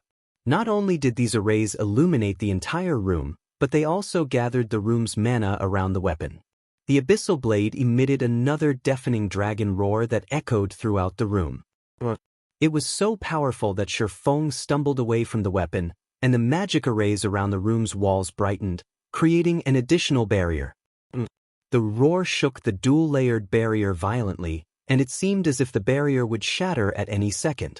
As the roar faded, peace returned to the room. Following which, a chill swept through the room, and even Shi Feng, who had very high magic resistance, shuddered in the cold air. He felt as if he were standing in an icy tundra, and he could feel his body begin to freeze. What powerful mana! When Shi Feng looked back at the new abyssal blade, the origin of the chill, he could sense that it was only an effect of the weapon's magic arrays triggering. If even the automatically triggered arrays produced such a result, they'd reach a whole new level of power under his control. Before he could get a better feel of the new weapon's power, however, the arrays suddenly went dormant, and the room quickly returned to normal. System, weapon completion rate 86%. Do you wish to keep this outer shape? 86%? Shi Feng stared at the system notification in astonishment. He hadn't actually believed that his gamble would pay off, and in spades, at that. The resulting completion rate was 16% higher than the base requirement, which completely exceeded his expectations. Once a weapon's completion rate reached the standard in God's domain, a higher percentage would yield hardly any bonuses to the displayed attributes. Rather, it would improve the weapon's hidden effects. Naturally, the higher the completion rate, the stronger the hidden effects would become. An 86% completion rate was by no means a low value. Less than 10% of God's domain's weapons had an 80% or higher completion rate, with most hovering around the 75% threshold. Only 1% of all weapons in the game had an 85% or higher completion rate. And according to Shi Feng's knowledge, the highest completion rate ever achieved when crafting a weapon was 94%. He had heard that the epic weapon's performance even rivaled a fragmented legendary weapon. Shi Feng didn't even dare to dream of forging a weapon with a 90% completion rate. Only Grandmaster Forgers were capable of such a feat. He was merely an intermediate Master Forger and had only reached advanced Master rank due to the Philosopher's Hand. He had never expected to achieve an 86% completion rate. He immediately chose to keep the shape, and as he confirmed his decision, the new abyssal blade gently landed on the central platform. Amazing! So this is the power of the merged fragments. Surprise flashed in Shifeng's eyes as he took up the new Abyssal blade. The old and new Abyssal blades looked roughly the same on the outside, but the new weapon was much heavier than the old one. However, despite the increased weight, Shifeng felt far more compatible with this weapon than he ever had with the hilt in his hand. It felt as if the sword were an extension of his body. He could even feel the ambient mana flow through the weapon. With the new Abyssal blade in his hand, his mana sensitivity underwent a qualitative transformation. He wasn't a magical class player, and his mana sensitivity couldn't compare to theirs. Mana sensitivity might not be particularly useful for physical players, but it was useful to experts, especially those who were adept at manipulating magic arrays. Not only could players control magic arrays far more easily with greater mana sensitivity, but they could also locate arrays' weak points with less effort. Moreover, once one's mana sensitivity reached a certain level, players could shatter their opponent's skill or spell by manipulating the flow of mana in the air. They could even prevent opponents from using skills or spells at all. System, you have 30 minutes remaining. Please complete the recasting process as soon as possible. If the process fails, the weapon will disintegrate. Too close.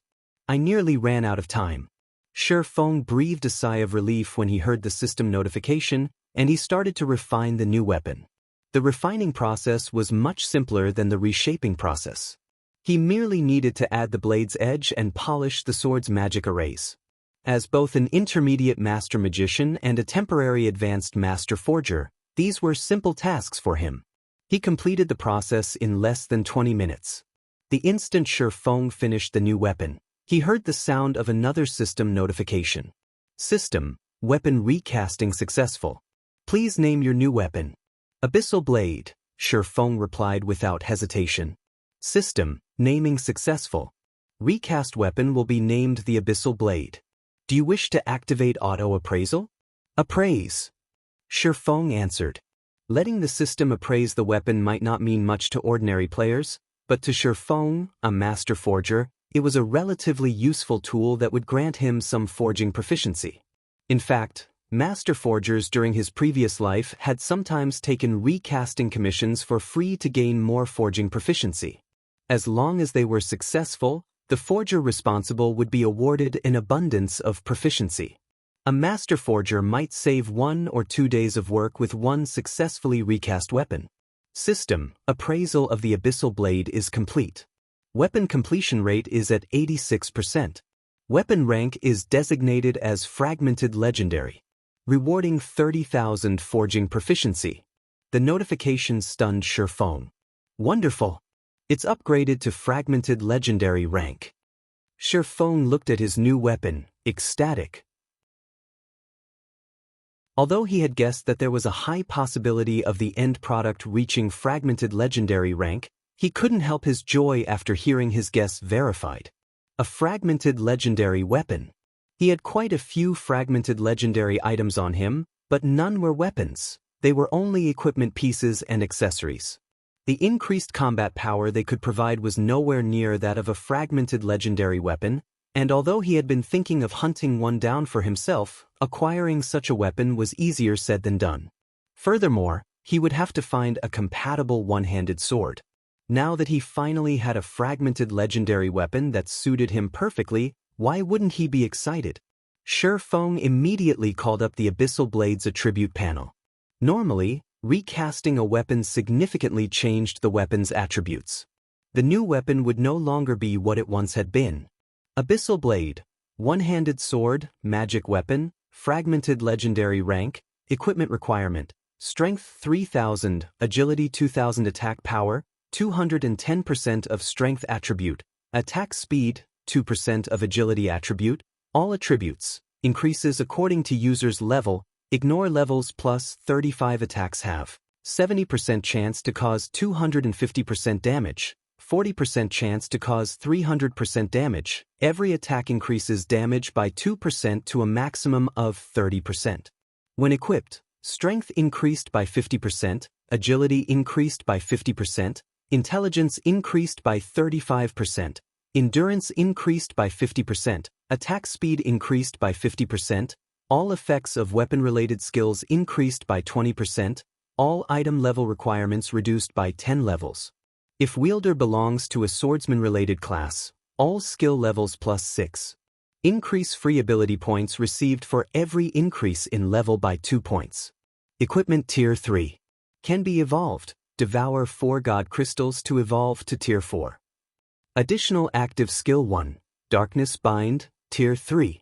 Binds all enemies within a 100-yard radius for 3 seconds and reduces their defense and magic resistance by 100% for 15 seconds cooldown. 40 seconds additional active skill 2. Darkness Domain, Tier 3.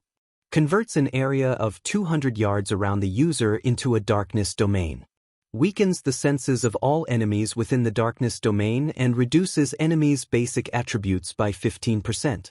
While inside the darkness domain, the user may control up to 36 strands of power of darkness. Each strand carries force equivalent to 110% of the user's strength and causes 100% darkness damage. Duration, 60 seconds cooldown. 8 minutes additional passive Profound Inheritance. Mana Abyss, Tier 3. The higher the density of the mana surrounding the Abyssal Blade, the more power the weapon will exhibit. Power of the weapon can be increased up to 100%. Additional active Profound Inheritance, Black Dragon's Soul, Tier 3. Grants the user the Black Dragon King's soul and transforms the user into the Black Dragon King. The higher the density of the surrounding mana, the higher the Black Dragon King's life rating will be. Can use the skill, Dragon Breath. Duration, 10 minutes cooldown, 12 hours. A sword recast from the fragments of an ancient, unknown weapon. The Black Dragon King's power has been sealed within the sword, although the Black Dragon King has cursed the weapon. Beyond the immense strength the blade offers, the wielder must face a backlash after a certain amount of time. If the wielder cannot suppress the backlash, the wielder will receive the Black Dragon King's curse, permanently reducing all attributes by 70%. Unable to be dropped. Unable to be traded. Unable to be destroyed. So strong. Not even Fire Dance's 1,000 transformations can compare to this.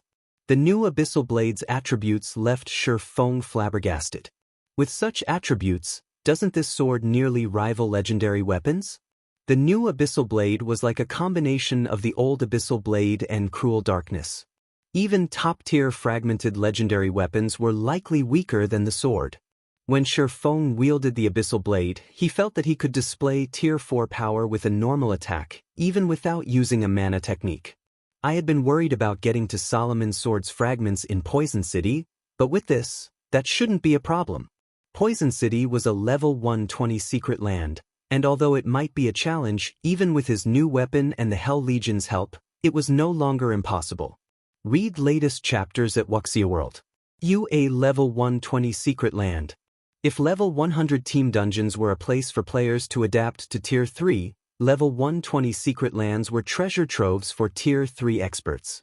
Within these secret lands, players could find ancient inheritances, including Tier 3 skill and spell books, as well as ancient potions that could help players unlock their mana body's potential. By the time Shadow had grown strong enough to raid level 120 secret lands during Feng's previous life, the various superpowers had long since swept through them, leaving only scraps for ordinary powers. If Zero Wing could start raiding level 120 secret lands now, the guild's ability to nurture Tier 3 players and help them unlock their mana body's potential would definitely surpass that of the various superpowers. His guild would become a true titan in God's domain. Now that my weapon is complete, it's time to meet with the players from the Dark World. Feng sheathed the new Abyssal Blade and left the underground core room. Chapter 2543, Determining Fate with Words. Stone Forest City, Zero Wing's residence. As Feng parted the doors to the guild hall's top-floor reception room, he felt 2 sharp auras locking onto him, which kept track of his every move. The 2 who radiated these auras definitely had domain realm combat standards. When Feng glanced into the room, he spotted 3 people.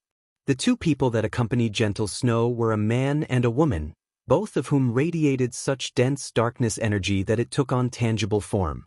Even players who normally couldn't sense darkness energy could see a layer of black fog around the 2 players. The woman looked like she was in her early 30s and was a rare Dark Knight class. She was also a member of the rarer Dark Wolfkin race. Her aura was only slightly weaker than Gentle Snow's, who wore a piece of fragmented legendary equipment. The elderly man beside her garbed himself in pitch-black robes and held a black staff. He had long, pointed ears and tainted the room's mana with an icy, dark aura. Ordinary Tier 2 magical class experts would find the mana here difficult to manipulate. A fallen half-elf? A hint of surprise flashed in Shifeng's eyes. Mana loved the elven race, and they were born with an extraordinary affinity for manipulating it. However, God's domain had a group of elves that had fallen to darkness in pursuit of mana's limits. They were known as fallen elves, and all natural elves relentlessly hunted them down. Fallen elves were unusual in God's domain, and players that successfully converted to the fallen half-elf race were even rarer. Of course, any superpower would target a fallen half-elf for recruitment. Fallen half-elves had an even stronger affinity for mana than ordinary half-elves, and their affinity for and control over the power of darkness was especially impressive. They could practically rival pure elves. Elves might not compare to dragons, but they were one of the top races in God's domain with far greater growth potential than human players. By becoming a fallen half-elf, one would have the growth potential to rival true elves, and after Tier 3, each subsequent tier would grant a fallen half-elf a qualitative boost to their strength. Furthermore, any player that converted into a fallen half-elf proved they had very high combat standards. As long as they received enough resources, they were almost guaranteed to reach Tier 5. With the race's natural talents, no one would be able to take down a Tier 5 fallen half-elf player outside of Tier 6 God-ranked experts. As far as Shifeng could remember, players only had a chance of completing the trial to become a fallen half-elf after they had unlocked their mana body's full potential, yet this elderly guest of his hadn't and had still successfully converted. Allow me to introduce you, Guild Leader. These experts from two of the Dark World's top 3 guilds. They've come to discuss the issue of Demon's Heart with Zero Wing, Gentle Snow announced as Shifeng entered the room. The Dark World was incredibly vast, roughly as large as 3 ordinary empires. The other world was even larger than the Fire Dragon Empire, one of God's domain's 4 great empires. 3 guilds ruled over the Dark World: Dark Rhapsody, Deity Society, and World Domination. They had all received support from major corporations during the game's early stages and had secretly poached quite a few experts from the various super first-rate guilds and super guilds. Since then, these 3 guilds had been steadily developing their strength in the Dark World, and now, each could rival a super guild. Zero Wing's 2 current guests were representatives from Dark Rhapsody and Deity Society. Seeing that you've come without warning, I'm assuming you're in quite a rush. Please, just speak your mind, Shifeng addressed the 2 players before him. He had a rough understanding of Dark Rhapsody and Deity Society. Although they hadn't been powerful enough to rank as 2 of the 6 great dark guilds in the past, they had still been strong enough to rival super guilds. When the main continent and the Dark World had connected, the 2 guilds had each annihilated a superpower, using the victories as stepping stones to secure a foothold on the main continent. These 2 guilds' strength could not be underestimated. You are just as straightforward as the rumors say, Guild Leader Black Flame, the female Dark Knight said, smiling. This trip hasn't been an easy one, so let's be forthright. Elder Gold and I are here on behalf of our respective guilds, and we hope to sign a contract with Zero Wing. A contract? Regarding what? Shifeng asked. I'm afraid you still don't realize how terrifying Demon's Heart can be, Guild Leader Black Flame, particularly its Vice Guild Leader, Flaming Light. He holds the key to activate the passage between the Dark World and the main continent. After the humiliation the guild suffered at your hands, he's almost guaranteed to use it in the Cold Spring Forest. All of the Dark World's players will swarm the area, and Stone Forest City isn't likely to survive the coming storm, the fallen half-elf, whom the female Dark Knight had referred to as Elder Gold, said. However, our guilds don't wish to serve as Flaming Light's hired thugs, and as such, we have come to negotiate with Zero Wing. That's right. The contract we have in mind is very simple. If the passage to the Dark World opens in Cold Spring Forest, Our guilds will not take any action against Zero Wing or Stone Forest City, the female Dark Knight continued, chuckling. I'm sure this will alleviate a considerable amount of pressure your guild and city will face. How you depend on the rest of the Dark World's denizens will depend on you, Guild Leader Black Flame. And what do you want in return? Shifeng asked. The two Dark Guilds' proposal didn't surprise Shifeng in the slightest. Demon's Heart might have some influence in the Dark World, but it was nothing compared to the other world's top 3 guilds. It was now obvious that Demon's Heart intended to use the Dark World as its spearhead, and some of the Dark World's players weren't happy about playing that role. They would have to expend their resources to fight the main continent's powers, yet only Demon's Heart would gain an advantage. Hence, Dark Rhapsody and Deity Society had come in search of a partnership with Zero Wing, which owned a guild city in Cold Spring Forest. It is nothing significant. We merely wish to discuss the allocation of Cold Spring Forest's resources, Guild Leader Black Flame, Elder Gold said. Both of our guilds are large organizations, and we require an extraordinary amount of resources. In exchange for our neutrality, we'd like half of Cold Spring Forest's resource areas. We will not interfere in any matters in the other half. Naturally, we would like Zero Wing to agree to the same. Call it a non-interference pact. Gentle Snow couldn't help but frown from beside Shifeng. At first glance, the conditions Elder Gold had stated were generous. Cold Spring Forest was an abundant resource map, after all, and not even Zero Wing could monopolize it. However, if Zero Wing signed this contract, the guild wouldn't have to battle the rest of the Dark World's powers and players for the remaining half of the map. This would undoubtedly intensify the competition. In contrast, Dark Rhapsody and Deity Society could avoid a fight with Zero Wing, their largest competitor in the Cold Spring Forest. I see, Shifeng said, nodding. This proposal will benefit each of our 3 guilds. May I know your thoughts on this, Guild Leader Black Flame? The Dark Knight asked. Since your 2 guilds are so sincere, how about this? Zero Wing will concede 70% of Cold Spring Forest's resource spots. In exchange, your guilds will offer us some other resources. We don't want much, 500,000 darkness crystals will do. What do you think? Shifeng countered with a smile. Read latest chapters at Wuxia World. You, guild leader? Gentle Snow exclaimed, turning to Shifeng with wide, shocked eyes. Competing with the Dark World's various powers over half of the Cold Spring Forest's resources would already be an immense challenge. If they only had 30% to fight over, the Dark World's powers would immediately declare an all-out war against their guild. Shifeng's counteroffer even confused the female Dark Knight and Elder Gold, not to mention Gentle Snow.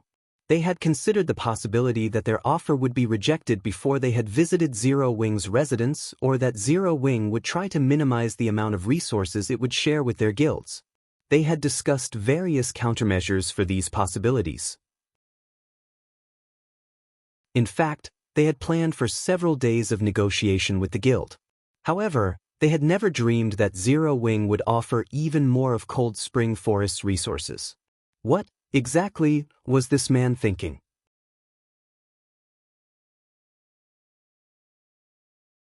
Chapter 2544, Crazy Black Flame? The female Dark Knight and Elder Gold were both dazed for a long moment after hearing Shifeng's counteroffer, and they even wondered if he were joking with them. With their original offer, in which Dark Rhapsody and Deity Society claimed 50% of Cold Spring Forest's resource areas, the rest of the Dark World's powers would have to battle Zero Wing for the remaining half. Even if the Dark World's various powers tried to avoid it, they would come into conflict with Zero Wing. With so many players vying for such limited resources, a blood fight was inevitable. Unfortunately, the Dark World's powers couldn't afford to search for other level 100 neutral maps for their development. At least, it wasn't something they could afford before the Dark World's players had expanded their influence on the main continent. This was precisely why the various superpowers were so afraid of Demon's Heart's flaming light. And yet, Shifeng had just offered another 20% of Cold Spring Forest's resources. It was insane and suicidal. His counteroffer might seem wise to ordinary people, as doing so would allow Zero Wing to tighten its defensive line and secure better control over its resource areas, but Dark players would have no choice but to fight for those resources spots. None of the Otherworlds players would dare go against Dark Rhapsody and Deity Society. If the two guilds controlled more of the Cold Spring Forest, even more Dark players would have to fight Zero Wing for resources. Zero Wing's very survival in the map would be in question, not to mention obtaining resources in Cold Spring Forest. Has he given up on Stone Forest City? It was the only possibility the female Dark Knight could think of. Zero Wing wasn't about to face one or two superpowers, but an entire Otherworld. Moreover, it was an Otherworld with even more players than the Fire Dragon Empire, and not a single power could stand against such a force. Realizing this, Shifeng must have decided to abandon Cold Spring Forest's resources in exchange for the Dark World's precious darkness crystals. It was a worthwhile transaction, but no normal person would accept such an exchange.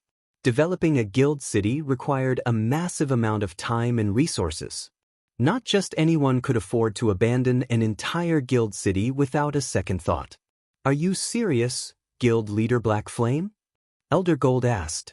He could not think of a single reason to refuse Shifeng's offer. Although 500,000 darkness crystals were valuable, they were insignificant compared to 70% of Cold Spring Forest's resource areas. "Of course.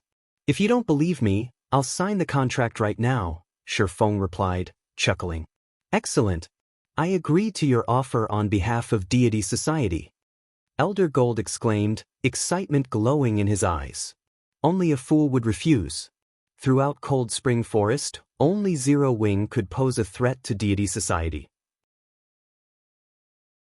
The other powers were not worth mentioning. If Zero Wing were willing to part with an additional 20% of the map's resource spots, Deity Society wouldn't have to worry about managing more territory. "What about Dark Rhapsody?" Shifeng asked as he turned toward the female Dark Knight. "On behalf of my guild, I have no issues with this arrangement either," the Dark Knight answered without hesitation. Although she didn't know what this swordsman was thinking, her superiors would strangle her once she returned if she refused.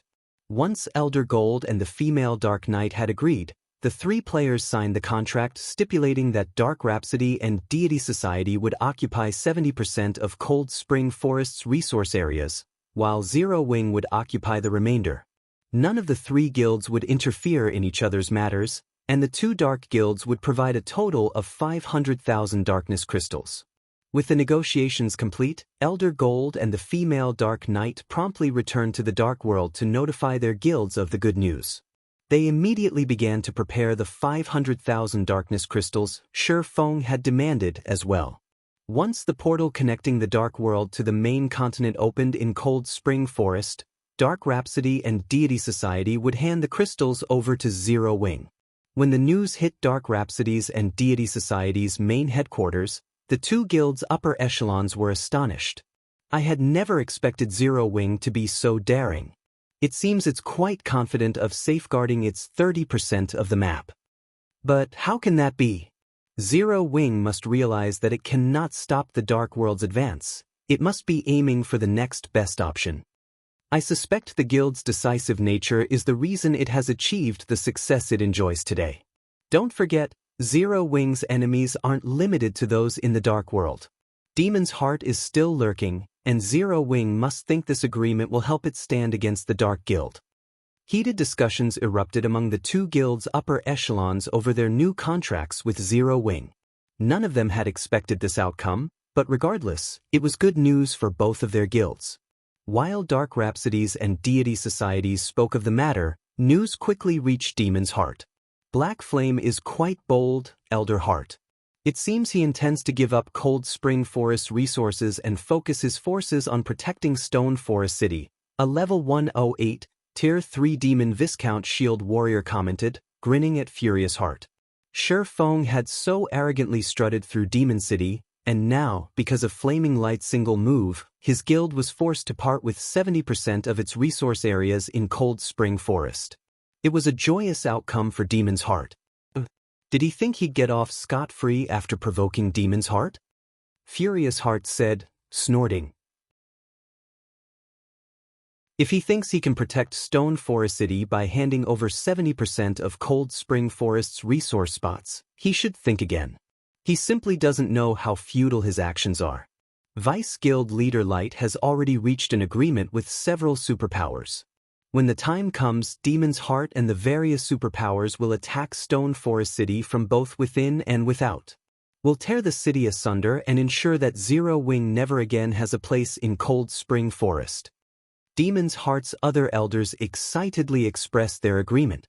Zero Wing might assume its only opponents were from the Dark World, but in truth, the guild would have to face several superpowers as well. Under their combined assault, Zero Wing would be as powerless as an ant. It had no chance of survival. Stone Forest City, Zero Wing's residence. While many superpowers gossiped about the agreement between Zero Wing, Dark Rhapsody, and Deity Society, Gentle Snow, confused, followed Shifeng to the guild warehouse on the residence's first underground floor. Guild leader, offering an additional 20% isn't worth just 500,000 darkness crystals.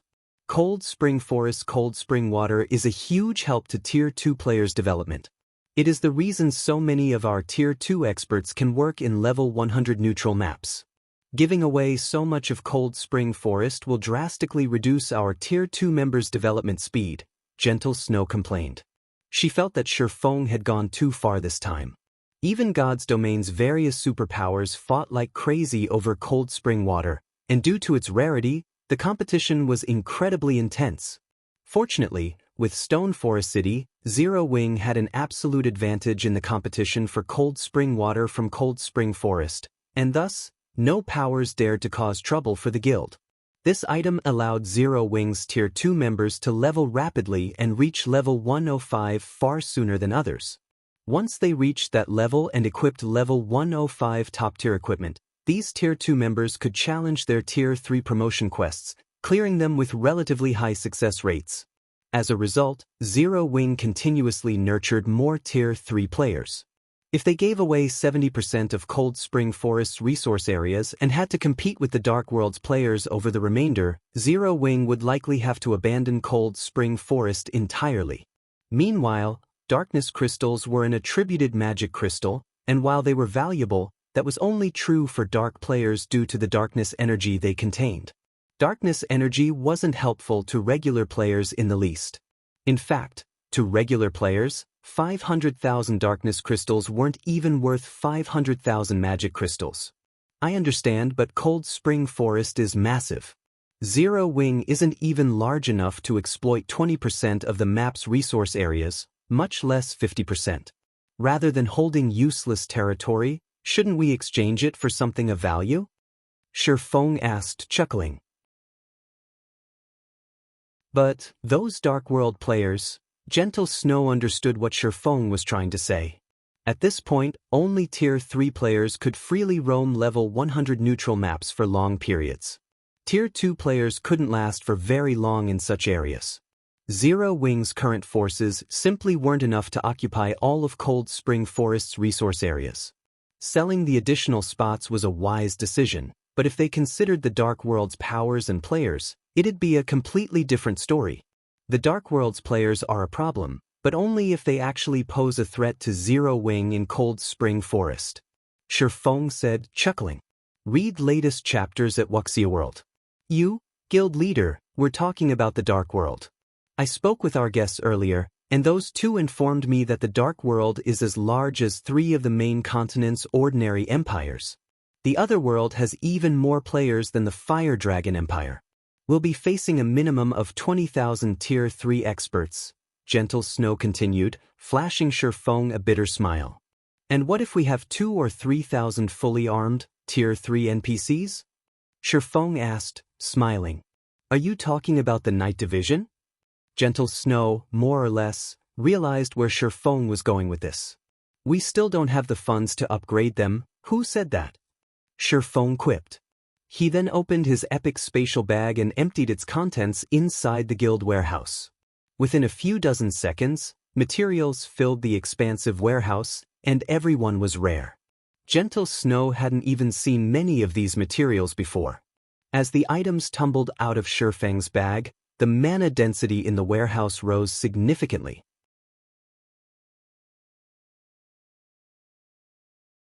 Chapter 2545, Astonishing Wealth. Gentle Snow stared at the materials Shifeng had revealed in a daze.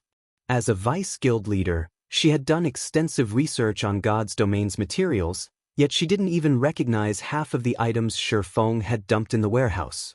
Even though she recognized were considered precious on the market, and normally, they were impossible to purchase, even for absurdly high prices. And yet, their guild warehouse was now packed full of such materials. The warehouses in Zero Wing's residences were easily as large as 4 basketball courts, but despite its size, Shifeng had filled it with incredibly valuable materials. They could rake in unimaginable profits if they sold them all.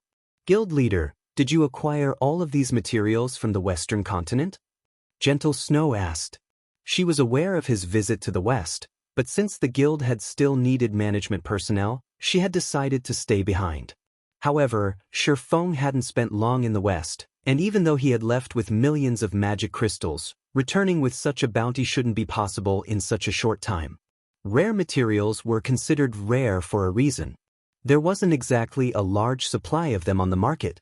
To acquire as many materials as Shifeng had, one would have to sweep through multiple kingdoms and empires' auction houses.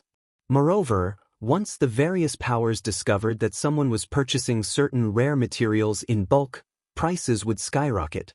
To avoid that outcome, most purchased materials in small quantities over a long time. Michim, we spent quite a long time collecting these materials, Shifeng said, nodding. Smiling, he continued, how about it? Do you think dealing with those Dark World players will still be a problem? He had known about Demon's Heart's trump card for a long time. Before his visit to the Western continent, he never would have casually attacked the Dark Guild. He didn't want to become the entire world's enemy, after all. But times had changed, and he was now extremely wealthy. Magic crystals were worth far more on the Western continent than they were in the East. Hence, he had gotten a bigger bang for his buck. He estimated that the materials he had purchased for 3 million magic crystals in the West should fetch around 10 million gold in the East. At this stage of the game, not even superpowers could collect 10 million gold. At best, they might have 1 or 2 million to spare. You are really vicious, guild leader. I can't believe you got your hands on so many materials unique to the Western continent.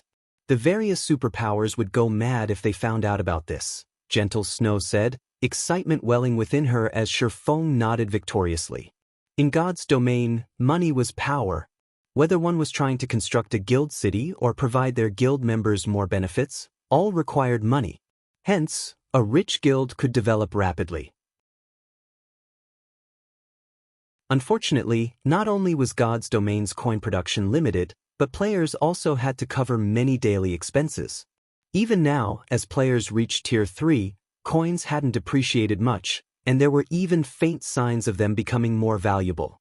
Now that Zero Wing had such a fortune, fully arming its Night Division and forming a true NPC army was entirely possible.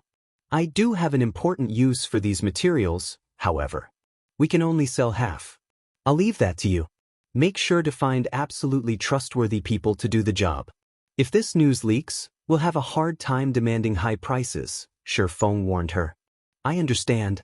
I ensure that every one of these items sells at an ideal price, and I'll make sure that none of the various superpowers learn of our wealth, Gentle Snow promised with a bright smile. She couldn't help but look forward to seeing the various superpowers' expressions when they saw Zero Wing's upgraded Night Division. Since Stone Forest City's relocation to Cold Spring Forest, many superpowers had been eyeing the city. As they gained more Tier 3 players, Zero Wing's control in the map had weakened, and due to the recent conflict with Demon's Heart, quite a few powers have started to cause trouble.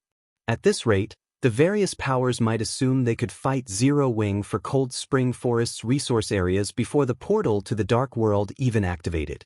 I'll leave everything to you then, Shifeng said, nodding. Following which, Shifeng stealthily made his way to Stone Forest City's candlelight trading firm. While one of his goals in visiting the Western continent had been to earn a ton of money and materials, his main goal had been for the Tree of Life. The Tree of Life was only a tool, not a weapon, yet all powers sought the treasure. This was because the Tree of Life could produce a variety of rare items, not unlike an infinite treasure trove. Even super guilds would go crazy to obtain a Tree of Life main branch since they could produce Fruits of Life, a legendary material that could resurrect the dead. A single fruit could even grant creatures new life. Most players might not care about the ability to resurrect the dead, but countless dreamed of the ability to grant living creatures new life. Granting new life meant upgrading a creature's growth potential and life rating, which could be done to players, monsters, and NPCs. Moreover, there was almost no limit to the number of Fruits of Life an individual could consume, although each subsequent fruit would prove less effective. This ability was why Fruits of Life were the best cultivation fruit in God's domain. The main branch Shifeng had obtained had survived since before the Great Destruction. One could only imagine how valuable it was. Stone Forest City, Candlelight Trading Firm. Due to how attractive Stone Forest City was to Tier 3 players and the fact that the Candlelight Trading Firm sold all sorts of master potions, the shop had become a hub for the various adventurer teams. In fact, any adventurer team wishing to develop in Stone Forest City first became an advanced member in Candlelight. Plenty of lifestyle players visited the trading firm as well. To keep up with the huge demand, Candlelight had split a portion of its basic orders with independent lifestyle players, while allowing Candlelight's members to focus on producing the more important products. Not only did this increase the trading firm's operation scale, but it also increased productivity. At the same time, it also allowed independent players a chance to earn proficiency points while practicing their crafts. The independent lifestyle players that worked for Candlelight could also earn contribution points and exchange them for a plethora of recipes and materials. They could even spend points to rent special workshops and basic meditation rooms. Due to such lucrative benefits, many independent lifestyle players with high standards had decided to develop in Stone Forest City. When Shifeng entered the Candlelight Trading Firm, he found that the first-floor hall was practically full of adventurer team players and lifestyle players. The trading firm was no less popular than auction houses in NPC cities. Shifeng quickly made his way to one of the firm's basic meditation rooms, making many lifestyle players, who were waiting to rent a special workshop or basic meditation room, jealous. Who is that guy? They're just letting him enter a mediation room without waiting in line. I don't know, but he must be someone important. I've heard that only Candlelight's core members and independent players with a gold membership can enter mediation rooms as they wish. I wonder when I'll be able to become a gold member. Gold? You should thank your lucky stars if you even become a silver member. You know that even master lifestyle players only become bronze members. All lifestyle players dreamed of using basic meditation rooms due to their excellent training environments, but even the various superpowers lifestyle players had few opportunities to use them. The only reason that independent players like them had a chance to use a basic meditation room was Candlelight's booming popularity. If they could use the rooms whenever they wanted, they wouldn't have any trouble improving their skills. Of course, Shifeng ignored these independent players' jealousy. He merely entered the basic meditation room and retrieved the Tree of Life's main branch he had collected from the guild warehouse. Read latest chapters at Wuxia World. Mana was the core of all in God's domain. Players would obtain better results in both combat training and producing items in higher mana density environments. Thus, to increase his chances of restoring the main branch, he had deliberately shut himself in a basic meditation room. With the main branch in hand, Shifeng carefully pulled a brightly glowing crystal from his bag. The instant it touched the air, it illuminated the room, and he felt the crystal radiate warmth. This crystal was none other than the Star of Light, a legendary material he had obtained from the demon god's temptation. This should be enough mana. I just hope it can live. Shifeng nervously gulped as he merged the Star of Light and Tree of Life's main branch.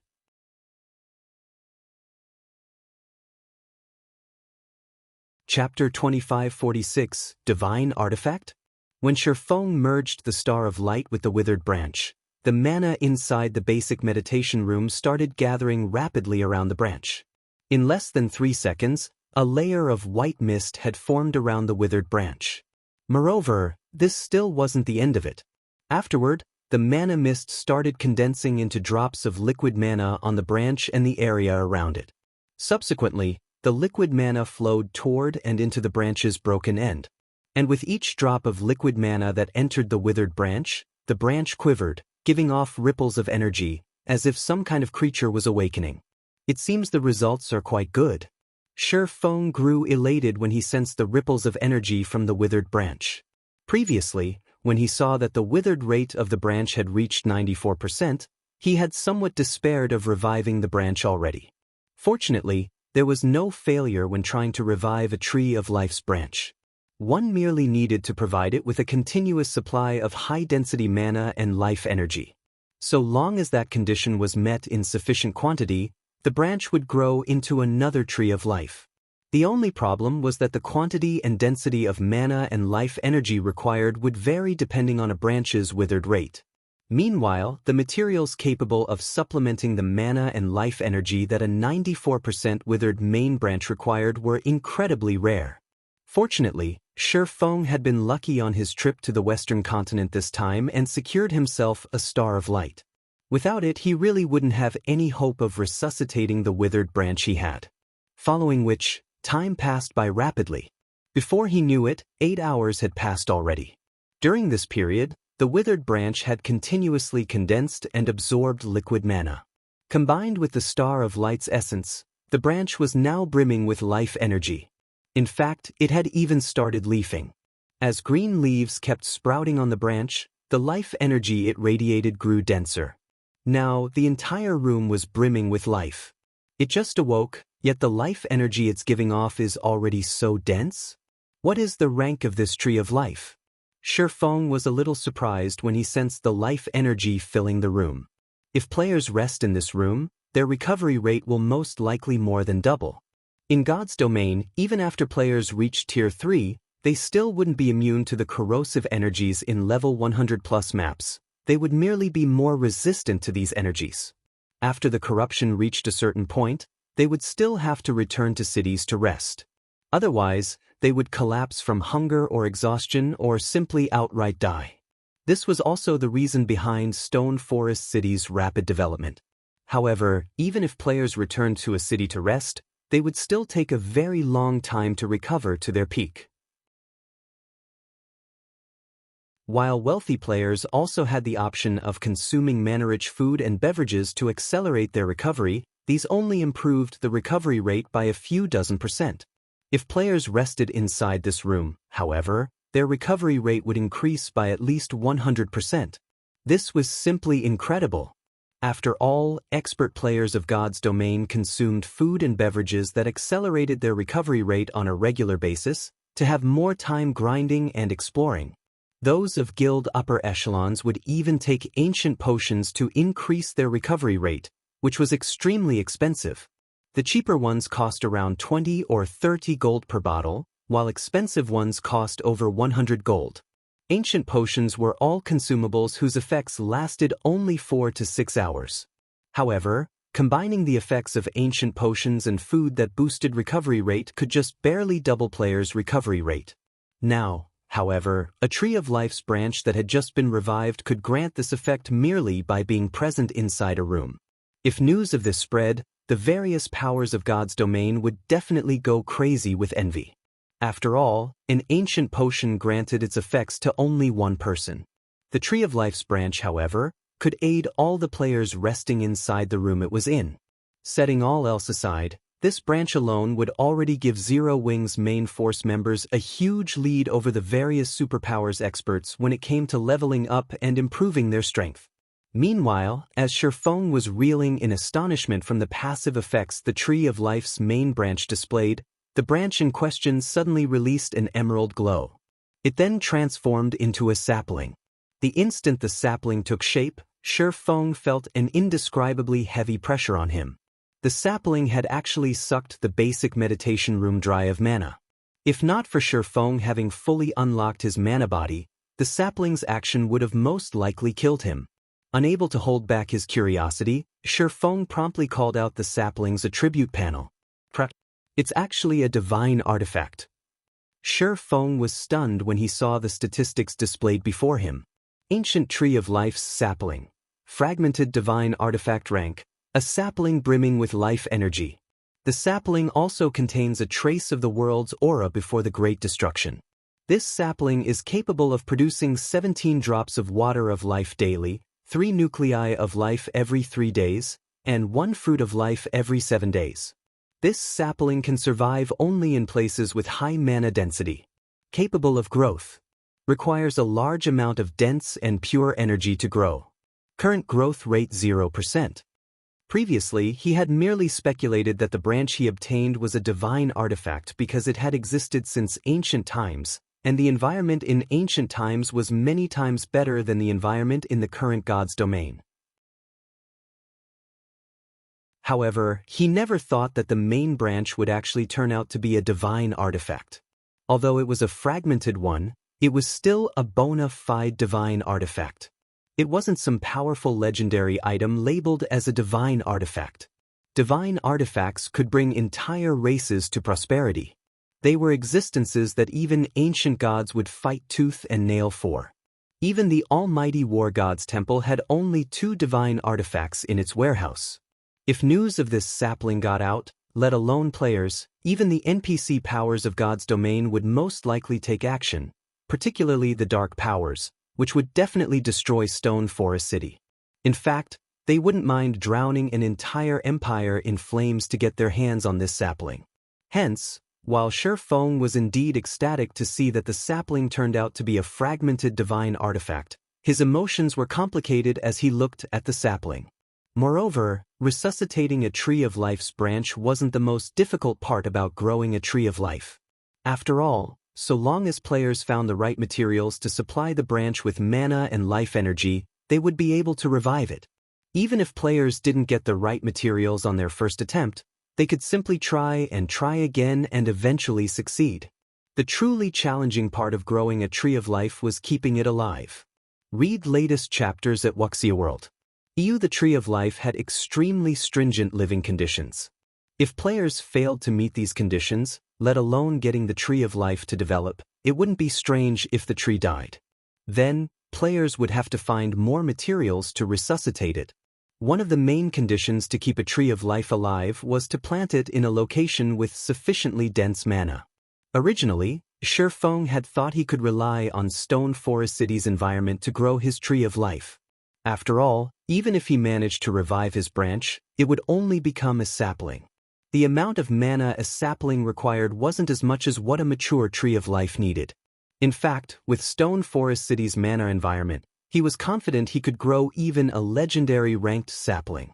However, for the fragmented divine artifact ranked sapling before him, he discovered that even one of the city's basic meditation rooms couldn't supply the sapling's mana requirements. It seems that if I don't upgrade Stone Forest City, I can't even touch this Tree of Life. Feng revealed a bitter smile as he looked at the sapling hovering before him. He then contacted Gentle Snow and asked, "Snow, how are things coming along on your side?"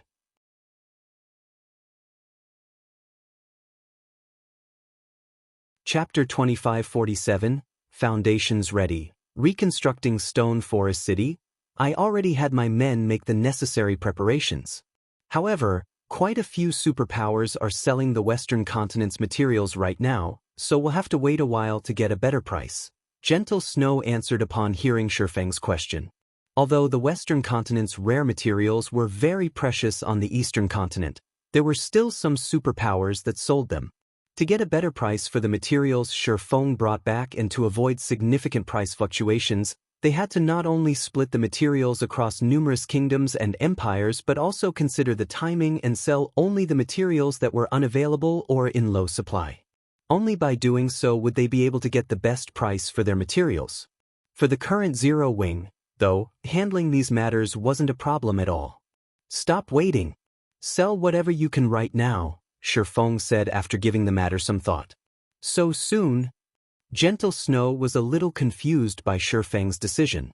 The price they could get from selling the materials quickly would be considerably different from what they would get if they sold the materials gradually. After all, not everybody had a use for the Western continent's rare materials. If they sold these materials in bulk, they would saturate the market very quickly, which would reduce their profits. Michim, I'm in urgent need of money right now, Shifeng said, nodding. If possible, he would prefer not to act precipitately either. However, plans were always subject to change. He never thought that the Tree of Life's branch he obtained would really turn out to be a divine artifact, albeit a fragmented one. The density of the mana that a fragmented divine artifact-ranked Tree of Life's sapling required was something even the basic meditation room, the place with the highest ambient mana in Stone Forest City, was incapable of supplying. A Tree of Life's sapling was different from other items. Once it formed, it could not be stored inside a bag for however long players wanted. Instead, it would live for just 2 or 3 days. If players failed to provide it with an adequate living environment, then it would wilt and revert into a branch. Moreover, ordinary bags couldn't store a Tree of Life sapling, as the sapling was a non-bag space item. Fortunately, Shifeng had the epic spatial bag, which was capable of storing non-bag space items. Otherwise, he would have no choice but to leave the sapling to die inside the basic meditation room. Meanwhile, in God's domain, there were only 3 methods to increase the mana density of a city. The first method was to build constructions that raised the density of mana. However, aside from the mana tower, players had to find the designs for other similar constructions on their own. Moreover, designs for constructions capable of raising a city's mana density by a significant margin were incomparably valuable, easily surpassing fragmented legendary items in value. Any power that obtained such a design would definitely choose to use it themselves instead of selling or trading it away. Zero Wing did not possess such a design at the moment, so this route was not viable. The second method was just as difficult to fulfill as the first method, and that was to install a better power source in the city's core magic array, which would raise the mana density inside the city.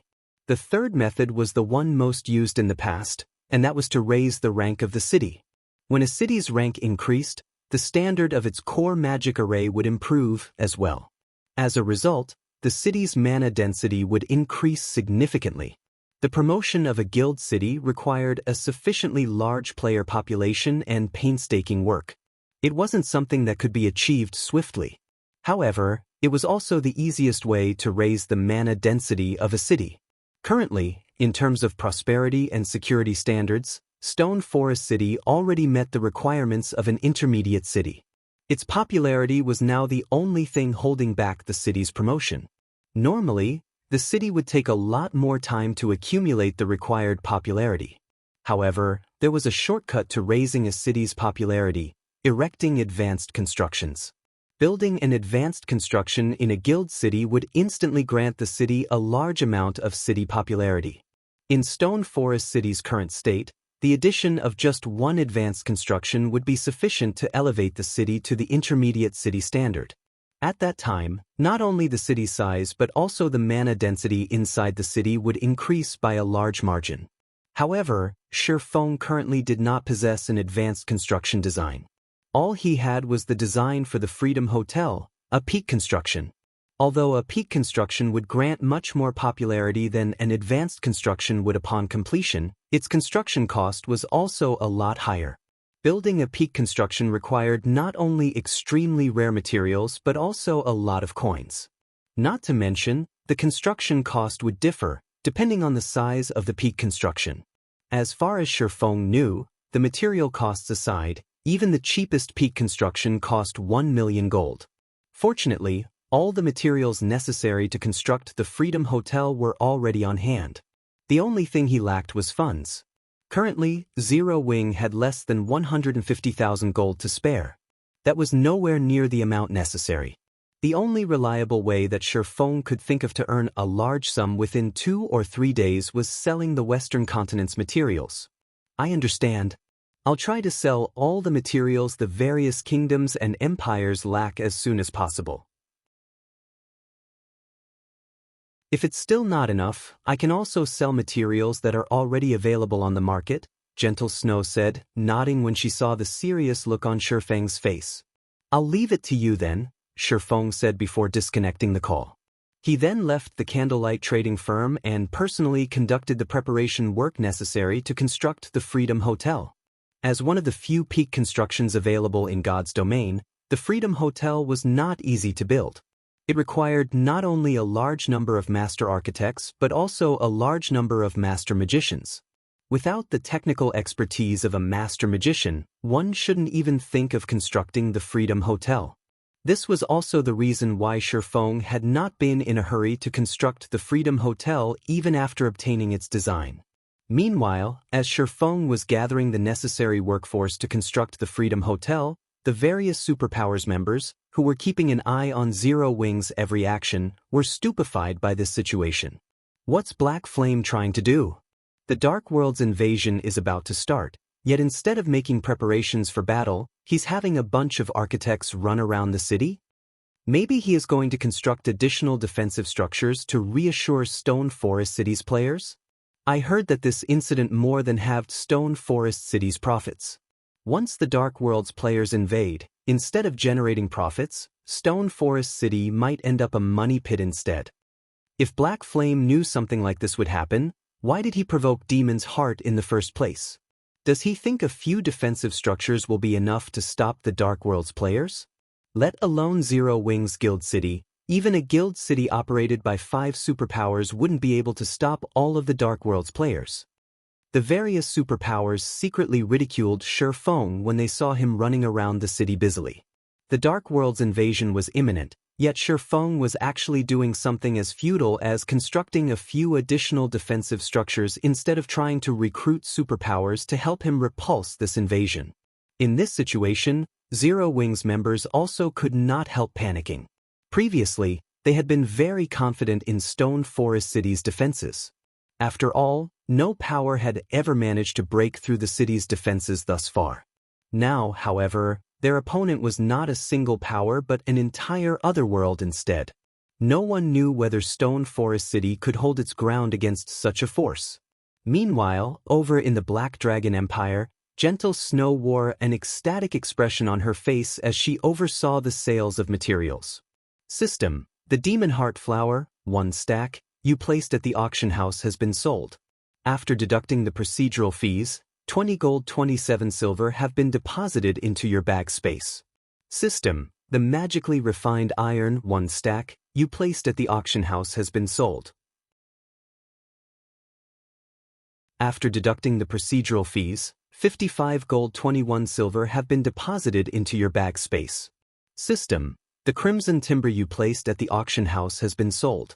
After deducting the procedural fees, 89 gold 76 silver have been deposited into your bag space. It had only been half an hour since she gave the sell order to her subordinates, and the materials they put up for auction were already being hotly contested. She had expected to gain only 400,000 gold from the first batch of materials they had prepared to sell. Now, despite having sold less than half of the first batch, they had already made over 350,000 gold. The demand for the materials far surpassed her projections. What Gentle Snow did not know was that, while superpowers were indeed selling the Western continent's materials, these superpowers were selling only a small portion of their stockpile. They had kept the majority for their own use. Meanwhile, these small amounts of materials might be useful for the individual player or adventurer team, but they were hardly of any use to a large guild, which would rather ignore them than waste time bidding over scraps. However, Gentle Snow was selling materials necessary for producing master potions and level 100+ weapons and equipment, and in impressive amounts. For the various large guilds that were desperately trying to explore level 100 neutral maps, these materials were a godsend. Hence, for a time, the various large guilds were crazily competing against each other over the materials Gentle Snow and her subordinates sold. And in less than half a day, they had sold half of their stockpile of materials, netting more than 4 million gold, nearly double their expected profits. Read latest chapters at Wuxia World. This outcome astonished even Shifeng. It's no wonder those first-rate powers that were capable of intercontinental travel eventually developed into superpowers. This is simply a jackpot. Shifeng sighed ruefully when he received the 4.11 million gold from Gentle Snow's subordinate. In Shifeng's opinion, even selling the materials for 4 or 5 times their original price would already have been plenty exaggerated. After all, ordinary players couldn't afford the materials he brought back. Only the various major powers would have the means to purchase them. Now, however, he had earned more than 10 times the original cost of these materials. If he could make a few more business trips like this, he would most likely have enough money to drown an entire superpower to death. However, while Shi Feng was indeed surprised by this outcome, he did not stop working. After making sure the area he stood on was sealed off from the public, he took out a thick, ancient tome from his bag. This tome was none other than the Freedom Hotel design. System, you now possess all the necessary construction materials and land to construct the Freedom Hotel. Do you wish to start its construction?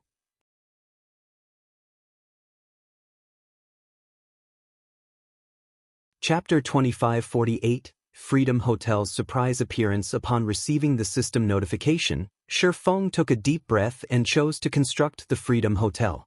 Immediately afterward, he received another system notification. System, please choose the size of the Freedom Hotel you wish to build. A small one will cost 1,200,000 gold, a medium one will cost 1,500,000 gold, and a large one will cost 2 million gold. Sure enough, it really is expensive. Shi Feng was flabbergasted when he saw the prices listed. Although he had known that peak constructions cost a ton to build, he still found it difficult to accept after seeing the prices with his own eyes. With 2 million gold, one could easily construct 2 or 3 guild cities.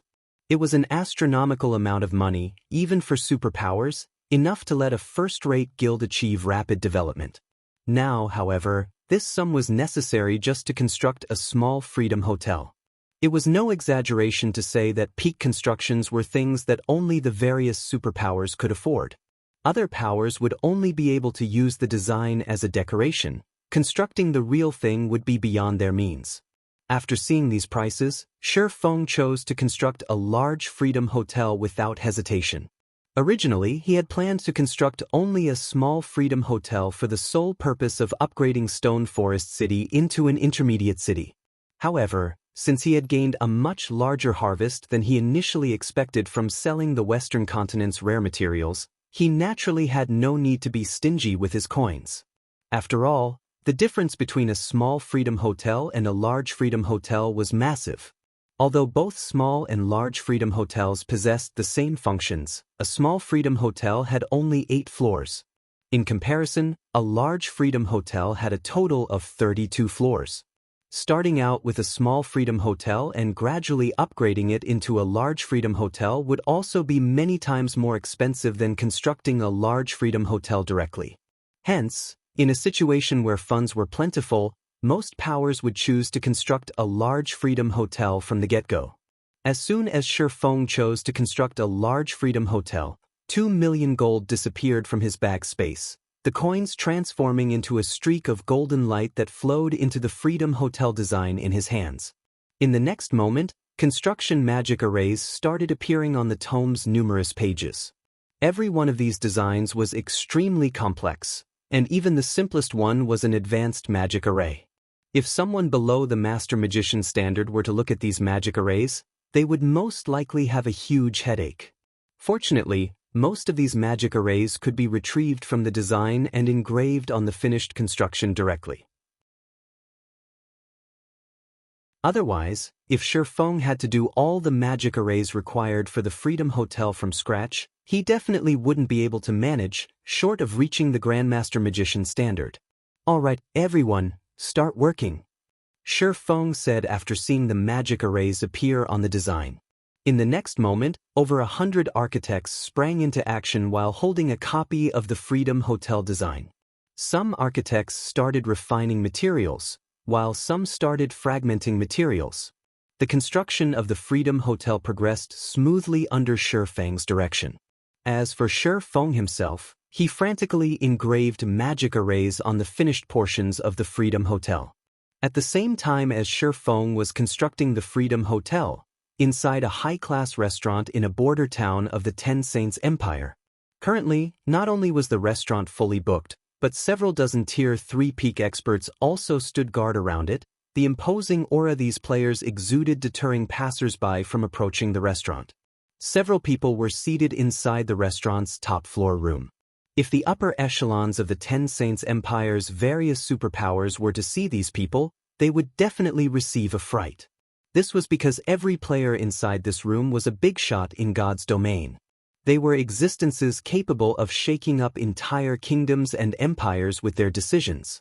Among those present, the person with the highest status would have to be Cold Shadow, a Vice Guild leader of mythology. Vice Guild leader Light, how are the preparations on your side coming along? I heard that the Dark World's Dark Rhapsody and Deity Society have signed a non-interference agreement with Zero Wing, a level 108, white-clad, elderly man sporting Pantheon's guild emblem asked as he looked at the indifferent and handsome youth seated beside him. Our preparations are nearly complete. The Dark World side just needs a little more time. Elder South, please rest assured. Those two guilds might have great influence over the Dark World, but the number of experts they command are nothing when compared to the expert population of the entire Dark World. In addition, we have reached an agreement with World Domination, which will help us add fuel to the fire. At that time, so long as no power assists Zero Wing, Stone Forest City will fall quickly, the handsome youth named Flaming Light replied with a chuckle. You can also rest assured on this point, Vice Guild Leader Light. Starlink has already sent greetings to the various powers operating around Stone Forest City. They definitely will not assist Zero Wing in fending off the Dark World's experts, Lu Xinglua said, smiling. Originally, Lu Xinglua had been racking his brain over how to deal with Zero Wing, which was growing stronger by the day. However, Shifeng had actually dared offend a hot potato like Demon's Heart. Since that was the case, Lu Xinglua naturally wouldn't mind sending Zero Wing on its way. An entire world filled with dark players. Even Lu Xinglua himself did not have the confidence to go up against such a force, yet Shifeng had actually taken the initiative to challenge this force. Zero Wing's guild leader simply did not know the meaning of death. So long as Zero Wing lost the gold mine known as Stone Forest City, with Starlink's financial strength, stomping Zero Wing to death would be a piece of cake. When the time comes, I'll have to rely on everyone present. As for the distribution of Stone Forest City's shares that comes afterward, Demon's Heart will take no part in it. Moreover, I believe the Dark World's top 3 guilds also won't dare interfere in this matter. Everyone present will be free to decide what to do with Stone Forest City. I only hope that we can put a swift end to this affair. If Zero Wing focuses fully on defense, I'm afraid even our side will have trouble taking down Stone Forest City, Flaming Light said. You don't have to worry about this point, Cold Shadow said suddenly. I have already promised Stone Forest City's various adventurer teams that I will purchase their materials at a high price and also let them exchange for a limited number of combat runes. I believe Stone Forest City's adventurer teams will no longer sell their materials to Zero Wing. Without the materials of these adventurer teams, Zero Wing won't be able to sustain its daily operations. Once the Dark World's portal opens, Zero Wing won't even be able to gather materials on its own. In that case, Zero Wing will implode in a matter of days. Upon hearing Cold Shadow's words, everyone present could not help but gasp in shock at her ruthlessness. Combat runes were items unique to the Western continent and were something the Eastern continent's various powers had been dreaming of obtaining in order to raise the combat power of their members by a large margin. If an entire team were equipped with combat runes, it would have a much easier time raiding team dungeons and field bosses. Due to the effectiveness of the combat runes, the Eastern continent's various superpowers were sparing no expense to purchase them, with some going as far as using magic crystals for payment. Adventurer teams didn't even get a chance to purchase these combat runes. Now that Cold Shadow was offering to let Stone Forest City's adventurer teams exchange for some combat runes, those adventurer teams would definitely accept her offer without hesitation. With this, Zero Wing would truly have to fend off the Dark World's invasion by itself. Due to this matter, the members of Stone Forest City's adventurer teams were currently holding secret discussions. At the same time, they were also gathering materials to exchange for mythology's combat runes. They were not selling any of the materials they harvested from Cold Spring Forest to Zero Wing at all. Read latest chapters at Wuxia World. Zero Wing really knows how to hold its breath. Our adventurer teams have clearly stopped supplying it with materials, yet instead of raising its purchasing price, it is actually constructing something new. Does Zero Wing really think it can survive the Dark World's invasion with just a few additional defensive structures? Maybe Zero Wing is trying to make a quick buck before it falls. After all, so long as the Dark World's portal opens, everything will be over. As the adventurer team players looked at the magic array enveloping the Freedom Hotel, which was under construction, they could not help speculating about it among themselves. So what if Zero Wing's black flame was strong? It was useless even if he had the strength to go up against a superpower single-handedly. After all, before an entire world's players, even super guilds would be powerless. Meanwhile, as Stone Forest City's players were quietly discussing among themselves, the magic array concealing the Freedom Hotel suddenly shattered. With the magic array's disappearance, a 32-story building on Stone Forest City's main street came into view. At 150 meters tall, it overlooked the entire city.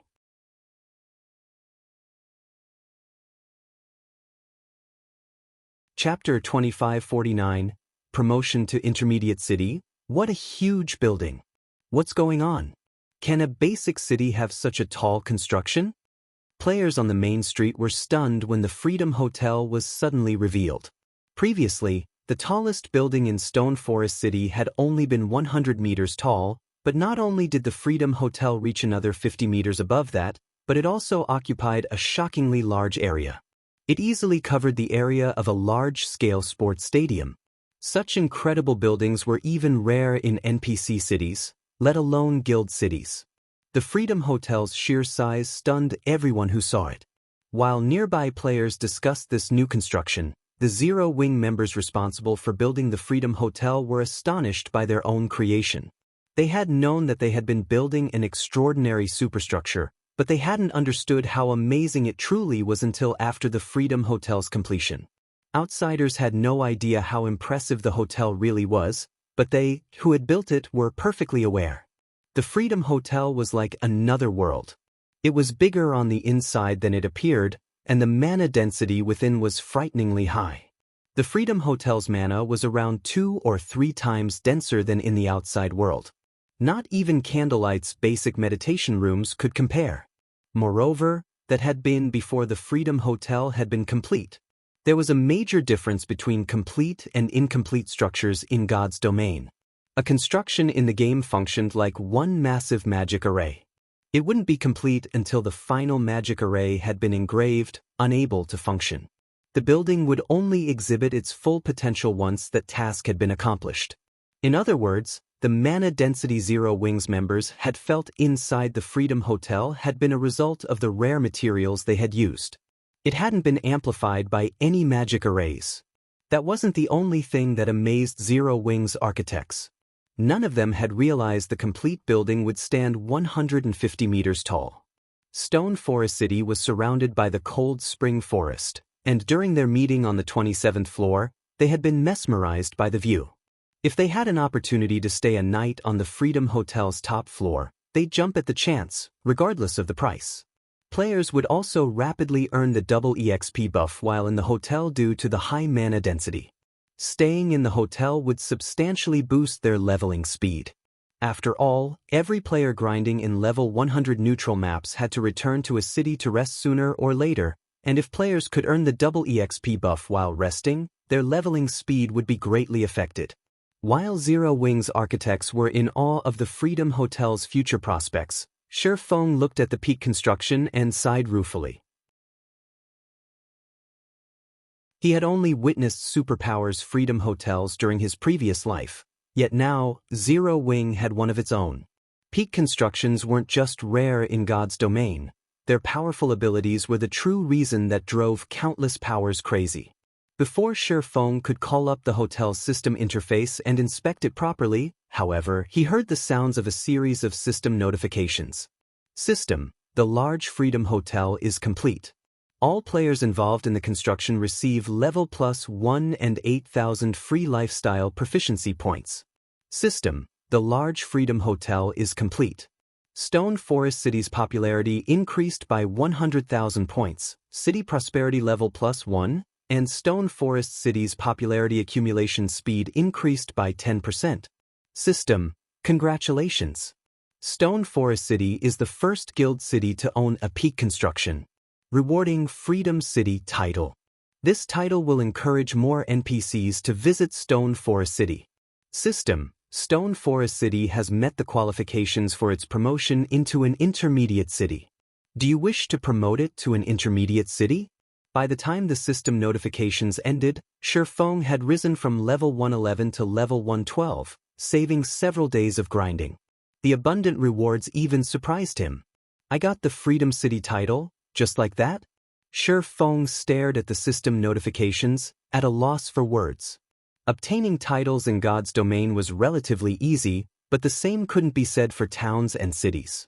Every power with a guild city dreamed of obtaining the Freedom City title, in particular. Not only would more human NPCs visit a city with the title, but other races' NPCs would also make their way to the city, especially NPC merchants and soldiers. The title would allow Stone Forest City to recruit more human NPC soldiers and those of other races. Of all the races in God's domain, humans weren't particularly talented. They neither had impressive physiques and an affinity for the earth as giants did, nor did they have the magical gifts or keen senses of the elves and Ors, respectively. To put it simply, humans didn't have any outstanding advantages. Their legacies and relentless research were the only reasons that humans were able to occupy a significant portion of the main continent. There was also the fact that there were more humans than other races. In terms of combat power, human NPCs were far inferior to giants, elves, and Ors. Shifeng didn't give the matter much thought, however.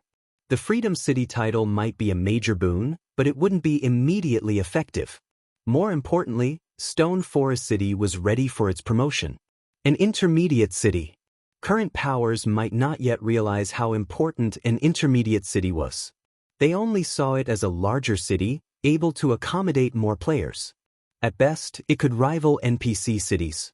However, the various powers weren't aware that guild cities were not like their NPC counterparts. The two didn't even fall into the same category.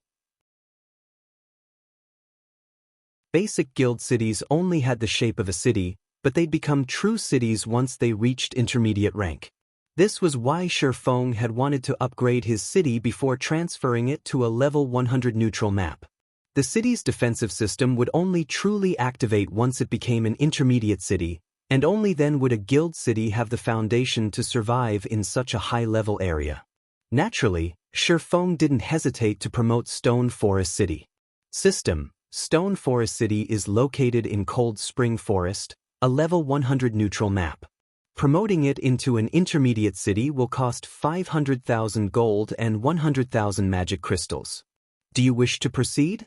Promote. Shifeng confirmed. The gold and magic crystals instantly vanished from Shifeng's bag, and a gigantic magic barrier enveloped Stone Forest City before all players were teleported outside of its walls. What's going on? Why was I suddenly teleported outside? What's happening to Stone Forest City? Read latest chapters at Wuxia World. The players looked up at the magic barrier around the city in stunned confusion. They had no idea what was happening. After a moment, however, some guild players' expressions shifted to shock. Is Zero Wing relocating Stone Forest City again? No, I've seen some guild towns promotions before. This magic barrier looks similar. I think Zero Wing is promoting the city.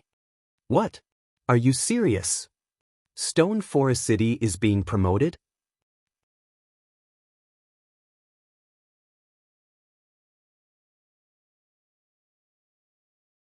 Chapter 2550 Stone Forest City? Stone Forest City's being promoted? When they heard someone mention Stone Forest City's promotion, the crowd, which had been forcefully teleported out of the city, fell silent as everyone stared at the magic barrier in astonishment. Guild towns' promotions had already become a common sight, but not a single guild had upgraded its city to intermediate rank. The promotion requirements were just too high, and fulfilling them required a long time. And yet, when the various superpowers only had a few basic guild cities under their control, and none were in level 100 neutral maps, Zero Wing was promoting Stone Forest City. Stone Forest City has actually met the promotion requirements? Zero Wing really lucked out. With an intermediate city's defenses, even the Dark World's players will have a hard time taking it down. You're not seeing the big picture. Stone Forest City has merely become an intermediate city, it isn't a main city. How much stronger could its defenses have possibly become? Not even an advanced NPC city is guaranteed to hold its ground against all the players in an otherworld, much less an intermediate guild city. That's right. As long as those players capture Stone Forest City, Zero Wing will regret promoting its city even more. Although everyone was surprised by Stone Forest City's promotion to intermediate rank, they didn't think it was good news for Zero Wing. The Dark World still posed a threat. The news quickly reached the various superpowers' upper echelons. They fell into heated discussions about the situation. Ten Saints Empire, Crimson Emperor's residence, upper echelons lounge. And here I thought Zero Wing would do something outstanding. So, its trump card turns out to be an intermediate city, a fierce man in the lounge disdainfully commented as he read the latest report on Stone Forest City. He had already reached level 108 and radiated a lethal aura. The man turned his gaze on the woman in white resting nearby and continued, "Illusory, it seems your gamble won't pay off. Does Zero Wing truly think an intermediate city can stop the Dark World's forces and various superpowers' joint assault? The Grand Elders aren't pleased with you after your strong objections to partnering with Demon's Heart. If Zero Wing can't even survive in Cold Spring Forest, not only will you lose your position as Vice Guild Leader, but they might also stick you with the reserves forever. I merely offered a suggestion. Wasn't the Guild Leader responsible for the final decision?" Illusory words shot back, rolling her eyes. Earnestly, she continued, "I still can't shake the feeling that Zero Wing won't go down so easily. This is just like the shock I felt when Black Flame and his team actually broke into Demon City. Besides, even if Crimson Emperor doesn't participate in the assault, we have nothing to lose, right? We might not lose anything, but Dark players will rule God's domain in the future. Demon's Heart's development speed is astounding. Based on our reports, Demon's Heart has secretly allied with several powers that are just as strong as super guilds. If we form a beneficial relationship with Demon's Heart, developing in level 100 neutral maps will be much easier in the future, the fierce man prudently countered. If we participate in Demon's Heart's plan, Crimson Emperor can befriend the Dark Guild and secure a share of Stone Forest City's benefits. The Grand Elders are likely cursing you for the suggestion right about now. This should have been a chance for Crimson Emperor to profit, but that chance is gone. They'll definitely make you pay for it. Don't blame me for this. There's no harm in being careful. The guild leader likely agreed to my suggestion, thinking the same. God's domain is too unstable right now, and the atmosphere among the various superpowers is growing tenser. Once the Dark World connects to the main continent, we'll reach a tipping point. I wouldn't even be surprised if we see superpowers fall, Illusory words said, smiling bitterly. Initially, she hadn't wanted to dissuade her guild from allying with Demon's Heart and attacking Zero Wing with the other superpowers. She actually agreed that Zero Wing was doomed this time. However, when she recalled Shifeng's performance in Demon City and his mythical display in the Dark Den, she hadn't been able to keep silent against partnering with Demon's Heart. Others might think her suggestion had been ludicrous, but only those who had personally experienced the shock of watching Shifeng single-handedly stop a Tier 5 Demon King's attack would understand how frighteningly powerful the swordsman was. You'll have to explain yourself to the Grand Elders. They just instructed me to visit Stone Forest City with our main force. If Zero Wing's position is lacking, we'll cooperate with the other superpowers, the fierce man said, shrugging helplessly. They're acting already? Illusory words was a little surprised. Is Demon's Heart on the move? They had only received news of Stone Forest City's promotion a few minutes ago, yet the guild's Grand Elders had already decided to abandon Zero Wing if the situation turned south. Not even the guild leader had opposed the decision. The guild leader and Grand Elders must have received some shocking news about Demon's Heart to drive them to act. They never would have changed their minds so quickly, otherwise. I suspect that's the case, the fierce man said before standing up. He then asked, "Do you want to come with us?" "Yes." Illusory words nodded. If I don't, the Grand Elders will likely view my suggestion as even less reliable. Following which, the fierce man and illusory words made their way towards Stone Forest City with Crimson Emperor's main force members. 2 hours after players had been forced out of Stone Forest City, the barrier around it began to crack. Within seconds, it shattered and vanished, revealing a completely new guild city. When the players resting in the nearby forest saw the new city, they were utterly dumbfounded. Stone Forest City's walls had undergone a heaven-defying transformation. Originally, the city walls had only been around a dozen meters tall, but now, they were more than 30 meters. The walls had also been rebuilt with completely different materials. It looked like an iron beast had curled itself around the city. Moreover, magic runes covered the entire length of the walls, giving them a strangely heavy feeling. Read latest chapters at Wuxia World. The city's buildings had also changed significantly. Not only were all of the city's constructions much larger than before, but they also radiated an indescribable pressure. Even from over 1,000 meters away, players felt as if something or someone had locked onto their auras. Even more shocking was the mana Stone Forest City radiated. Players had already been amazed by the mana density in Stone Forest City. It was no exaggeration to claim that no other guild city in God's domain was its match in this regard, but now, Stone Forest City's mana density had reached newfound highs.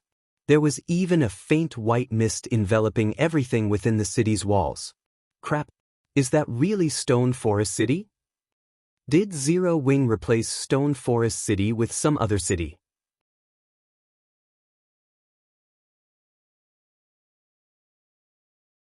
Chapter 2551, Intermediate Cities Effects. The crowd began to converse as they stared at the transformed Stone Forest City.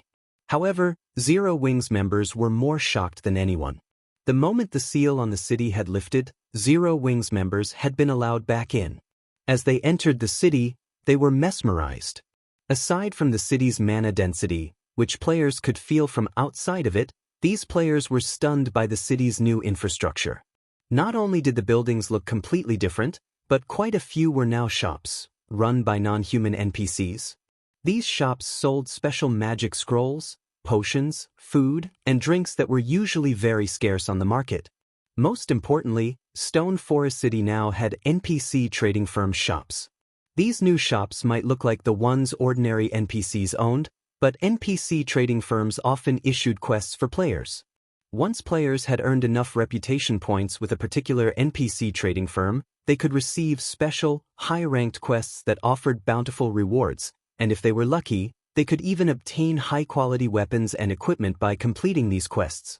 These NPC trading firms were one of the main reasons that even now, independent and guild players frequently visited NPC cities. Now that Stone Forest City had some of these trading firms' shops as well, they could continue to earn reputation points and pick up quests, saving them the trouble of returning to an NPC city. What did you do, guild leader? Is this really Stone Forest City? Gentle Snow asked, her heart pounding as she gazed around the main street. Stone Forest City now had just as many high-rise buildings and advanced shops as White River City. Truthfully, she would have assumed that she had entered a major NPC city, if not for the eye-catching Freedom Hotel. The biggest difference between NPC and guild cities was the presence of these NPC trading firms.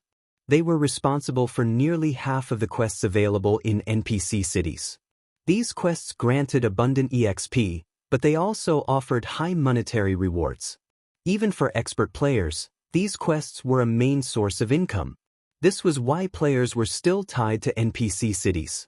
If they ignored these quests, they'd lose half of their income, and that would make it difficult for ordinary players to survive in God's domain. The chances of acquiring rare materials and equipment in level 100 maps were incredibly low, after all. At this point, ordinary players only grinded for EXP in level 100 maps. They didn't rely on these areas as a stable source of income. Now that Stone Forest City was home to so many NPC trading firms' advanced shops, the resident players wouldn't have to return to an NPC city to pick up or turn in the trading firm's quests. They could simply do so in Stone Forest City. This additional feature would only be a minor convenience for ordinary players, but for the various powers, this would allow them to shake off the shackles that bound them to NPC cities. If other powers had this feature in their guild cities, they would be able to thrive independently even without the help of NPC cities. They could develop wherever they wished. Of course, this is Stone Forest City. Once a guild city reaches intermediate rank, it gains the ability to survive independently in the fields, Shifeng said, smiling at Gentle Snow's ecstatic expression. There might only be one rank between a basic city and an intermediate city, but it was like the difference between heaven and earth. This was why he had been so eager to upgrade Stone Forest City to intermediate rank. As an intermediate city, Stone Forest City could thrive perfectly well, even if Zero Wing lost Star Moon Kingdom. At this stage of the game, the competition in NPC cities had grown intense, and they were no longer under player control. As a result, managing NPC cities had become incredibly troublesome, and there was a risk of other powers taking over. In contrast, players had full control over guild cities. If other powers wanted to take one over, they'd have to capture it. However, Shifeng considered the Freedom Hotel's completion as far more important than Stone Forest City's promotion. The hotel would be the key that would lead a guild city to prosperity. Not only was the Freedom Hotel's mana incredibly dense, but players could also set up teleportation arrays within. Unlike NPC cities, there were no return scrolls for guild cities, and gaining them was a major challenge. Freedom Hotels, however, could meet that challenge. Any of the Freedom Hotel's guests could purchase return scrolls and teleport to it at any time and from anywhere. This feature was immensely convenient for players that didn't have a residence or house within the city. Aside from the convenience it offered combat players, the Freedom Hotel would be significantly helpful to lifestyle players. Not only would players accumulate the double EXP buff when resting in the hotel, but they would also earn the double lifestyle proficiency buff. Unfortunately, they couldn't accumulate the proficiency buff quite as fast as the double EXP, but it was a precious bonus to lifestyle players. Tools and potions that increased one's lifestyle proficiency acquisition rate were still insanely expensive on the market, far out of ordinary players' budgets. Guild leader, our members are in place. Should we open Stone Forest City now? Gentle Snow reported once she had calmed down. To cope with the Dark World's invasion, they had dispatched a large fraction of the guild's manpower to Stone Forest City. Even though the city was now much larger, they could still manage it without issues. Moreover, Gentle Snow was eager to show the city off to the public. Once Stone Forest City reopened, independent experts would likely have a hard time sitting still. They might even decide to join Zero Wing after discovering the city's changes. Zero Wing was now the only guild to break free from NPC kingdoms and empires, and with the city's help, the guild's members could level up far faster than other players. Read latest chapters at Wuxia World. Ooh, let's wait. We can open the city once I'm done with the Freedom Hotel, Shifeng said. The Freedom Hotel? Gentle Snow was a little confused. The hotel had already been constructed. What more needed to be done? Shifeng didn't explain, however, and instructed her to refine Stone Forest City's management and entrance fee collection. He then headed to the nearby Freedom Hotel. Once he stood in the hotel's inner courtyard, which he had built personally, Shifeng retrieved the ancient Tree of Life's sapling from his bag. The mana density here should be the highest within the city. If not even this is enough, I'll be out of options.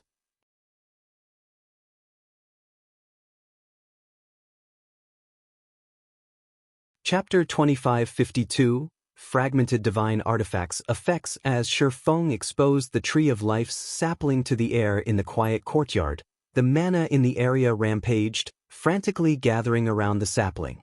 After a moment, Shifeng felt a pulse of life from the sapling, and its aura grew powerful enough to be visible. The surrounding plants began to grow with astonishing speed as the green energy reached them. Success! Shifeng released a held breath as he watched the sapling's reaction. If this courtyard's mana hadn't been dense enough to accommodate the sapling, he would have had no choice but to give up on it and try to nurture the young tree after promoting Stone Forest City into a main city. However, upgrading a guild city to that rank was incredibly difficult. Not only did the ruling guild need to be powerful enough, but it would also need a lot of time to develop its city. Carefully, Shi Feng planted the sapling in the center of the courtyard. He had designed the courtyard and specifically reserved a plot of land in its center for the Tree of Life. To be precise, he had designed a small island in the center of a lake within the courtyard. Not only had he engraved a mana-gathering magic array into the lake bed, but he had also embedded plenty of mana stones into the soil. As a result, the lake water brimmed with mana. Overall, the lake alone had a daily upkeep of nearly 200 mana stones. The various superpowers of his past had considered this the standard configuration for growing a Tree of Life. The necessary mana stones required to maintain the Tree of Life alone would have been more than enough to give current first-rate guilds a heart attack. Ordinary powers simply couldn't afford to play with Trees of Life. Fortunately, he had the Philosopher's Hand. After Shi Feng planted the sapling, the air in the courtyard seemed to vibrate. The tranquil, cool atmosphere became scorchingly hot for a time. It even got to Shi Feng. After about 3 seconds, the sapling shot up into a large, emerald tree. Its trunk was so thick that it would require 3 fully grown men to just barely be able to wrap their arms around it. The instant the tree reached maturity, dense life aura spread throughout the inner courtyard, tinting everything with a faint shade of green. The high temperature also began to fall to a pleasant warmth. Shi Feng felt as if he were standing in the middle of a field on a warm, sunny day. Is this an effect of a fragmented divine artifact? Shi Feng wondered, astonished as he felt the transformations to the inner courtyard. Just planting the Tree of Life had filled the courtyard with life energy, and it was incredibly dense. Bathing in the aura, Shi Feng could sense the foreign energy within him rapidly disappear, and his mind felt unusually refreshed. This sensation wasn't like the calm indifference players experienced when around highly dense mana. Rather, Shi Feng's mind felt pure and rejuvenated. It was as if all of his thoughts had been given clear, distinct paths, and he knew exactly what to do. If players could practice combat techniques here, they would have a much easier time learning them. Players needed a clear understanding of the techniques to practice and better execute them, after all. It's a pity that I can't let just anyone enter this courtyard. Shi Feng gave the Tree of Life a bitter smile.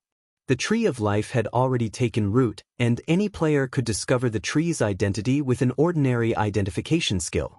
If news got out that Stone Forest City housed a fragmented divine artifact ranked Tree of Life, not even NPC powers would leave Zero Wing in peace, much less players.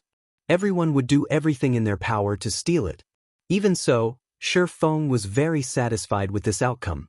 The Tree of Life's bonus effects weren't his goal, but the items it would produce. He urgently needed both the Water of Life and the Nuclei of Life. The tree would also produce the Fruits of Life, which were godly tools for NPCs and players' development. Now, he just needed to wait for the Tree of Life to produce these items. With the matter of the Tree of Life resolved, Shi Feng contacted Gentle Snow to ask, "Snow, how are the arrangements on your side coming along?" "Everyone's in position. After our discussion, we've set the entrance fee to 20 silver. Any player capable of exploring level 100 neutral maps is an expert, so they should be able to afford that price," Gentle Snow said. Even at 10 silver per person, Stone Forest City's player population had maxed out. Now that Stone Forest City was an intermediate city, not only had the mana density within its walls increased, but NPC trading firms' shops were also available. Hence, Gentle Snow and her subordinates had agreed that even if they doubled the entrance fee, Stone Forest City's player population might still skyrocket. The quests the NPC trading firms offered provided a significant portion of players' income, which was why so many experts insisted on keeping their base of operations in NPC cities. 20 silver? You guys are vicious. Shi Feng was a little surprised to hear the new entrance fee. Moreover, based on the woman's expression, she must still consider the price a little low. Revealing a bitter smile, Shi Feng continued, "That seems fair, but we are trying to develop Zero Wing as quickly as possible, and to do that, we'll need to attract as many experts to the city as we can. Normally, expert players have their own private teams, which include players of low standards. If those players cannot survive in Stone Forest City, their expert friends will go elsewhere. Stone Forest City was much larger than it had been, and it would even have plenty of room to spare if 7 or 8 million players visited. They no longer had to limit access to experts to develop the city. The more players within the city, the more prosperous it would become. In turn, more NPCs would visit, particularly those of other races. Furthermore, money was no longer a problem for the guild now that Zero Wing was capable of intercontinental travel. Rather than focus on money, they should try to grow Zero Wing's strength. Zero Wing wasn't nurturing as many Tier 3 players as it had been, and if they wished to attract more within a short time, they'd have to recruit more expert players. In that case, should we stick with 10 silver? Gentle Snow asked. After listening, she agreed with Shifeng's reasoning. Most of the city's previous visitors had been experts from the various guilds and members of powerful adventurer teams. Independent experts only made up a small minority of Stone Forest City's player population. However, she hadn't paid much attention to the matter since Stone Forest City had only been able to accommodate so many players. Now that mainstream players had reached level 100, it would be unwise to increase the city's entrance fee too much as they needed to recruit more players into Zero Wing and nurture more Tier 3 experts. No. Lower it to the minimum 5 silver, Shifeng decided. F5. Gentle Snow stuttered, stunned. Stone Forest City was now an intermediate city. Maintaining the original entrance fee would already be a major concession. She didn't even want to imagine what would become of the city if they lowered the entrance fee to 5 silver. Just set it to 5 silver, Shifeng said, nodding. It's about time we make some changes in Zero Wing. Read latest chapters at Wuxia World. Shifeng then instructed Gentle Snow to open the city to the public after adjusting the entrance fee. Meanwhile, the numerous independent and guild players outside of the city were growing impatient. They all shared their guesses about Stone Forest City's abrupt promotion. Is Zero Wing really going to make us wait outside for an entire day? I doubt it. There's too many of us out here. The entrance fees alone will be more than enough to make any power jealous. How could Zero Wing possibly pass on so much money? Stone Forest City is open.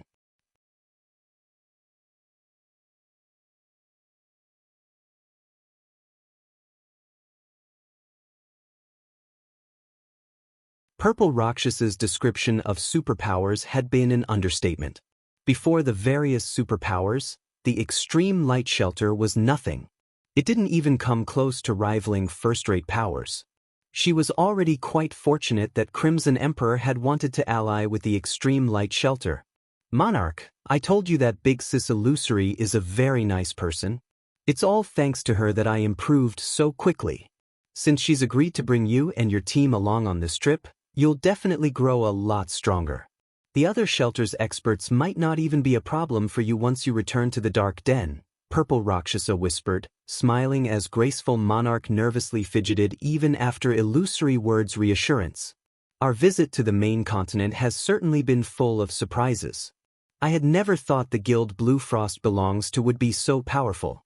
Not only did Zero Wing slay troubled times, but it has also forced Demon's Heart to use its trump card, Graceful Monarch whispered back.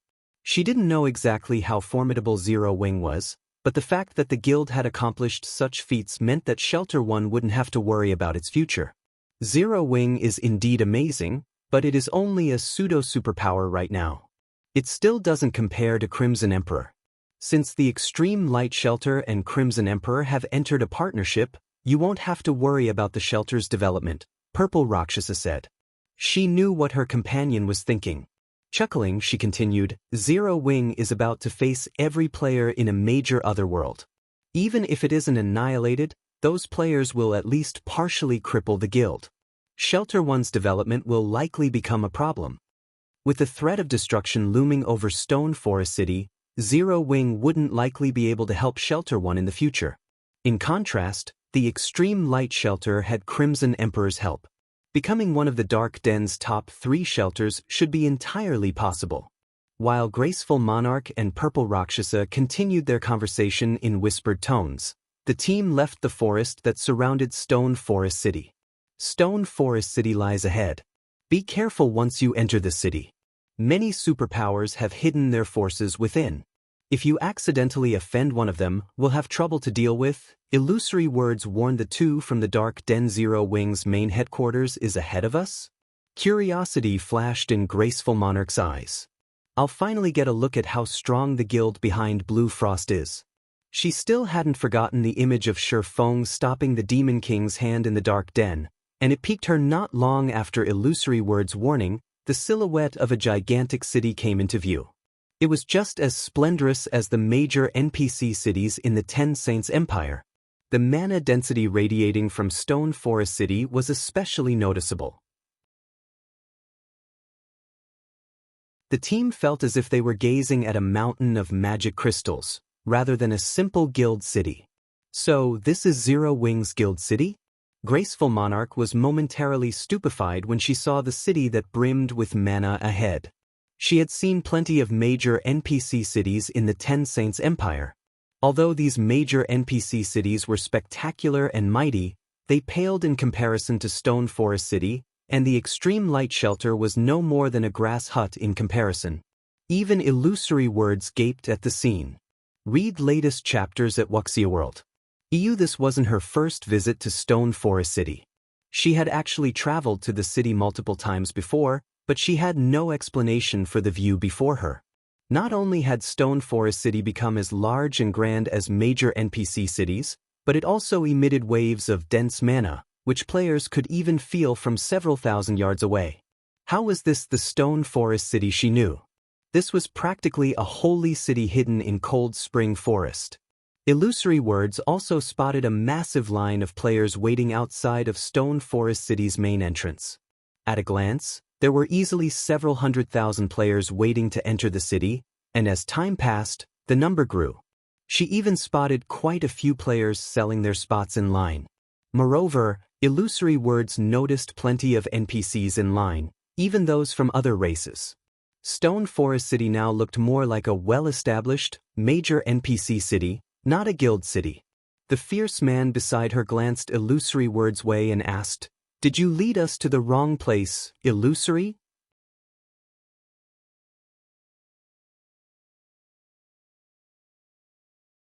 Chapter 2554, Zero Wing's Trump Card? With the fierce man's question hanging in the air, the rest of Crimson Emperor's members turned to Illusory Words.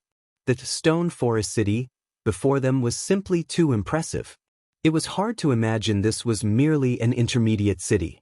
They had been busy within the Ten Saints Empire, so they had only heard about Stone Forest City. This was their first visit.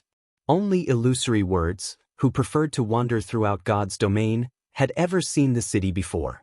These are the coordinates. This should be Stone Forest City, Illusory Words said, giving the fierce man a bitter smile.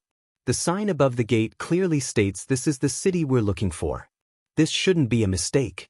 In truth, even after seeing the sign, she felt as if she had arrived at the wrong place. This looked nothing like the Stone Forest City she had visited in the past.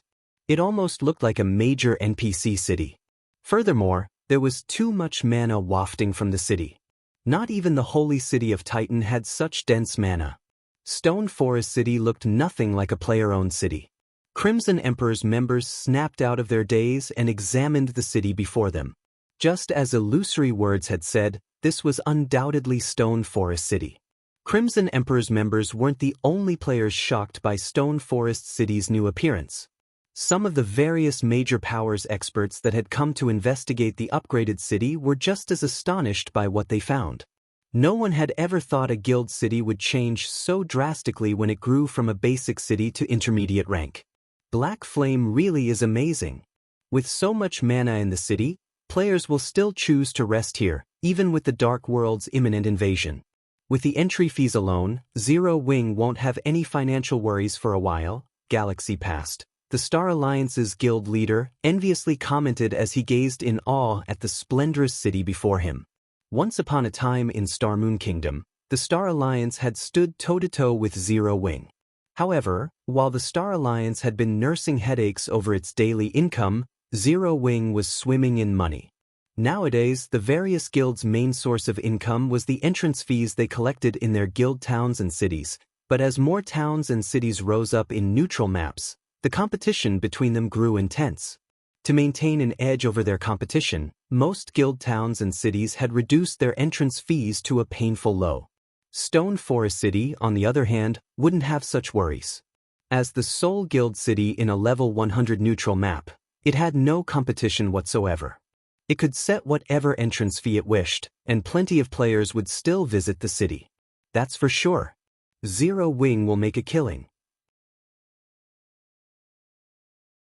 You've just arrived, so you might not realize how insane the guild is, but Zero Wing is only charging 5 silver per person to enter the city. I've heard that it's the lowest price you can set for an intermediate city.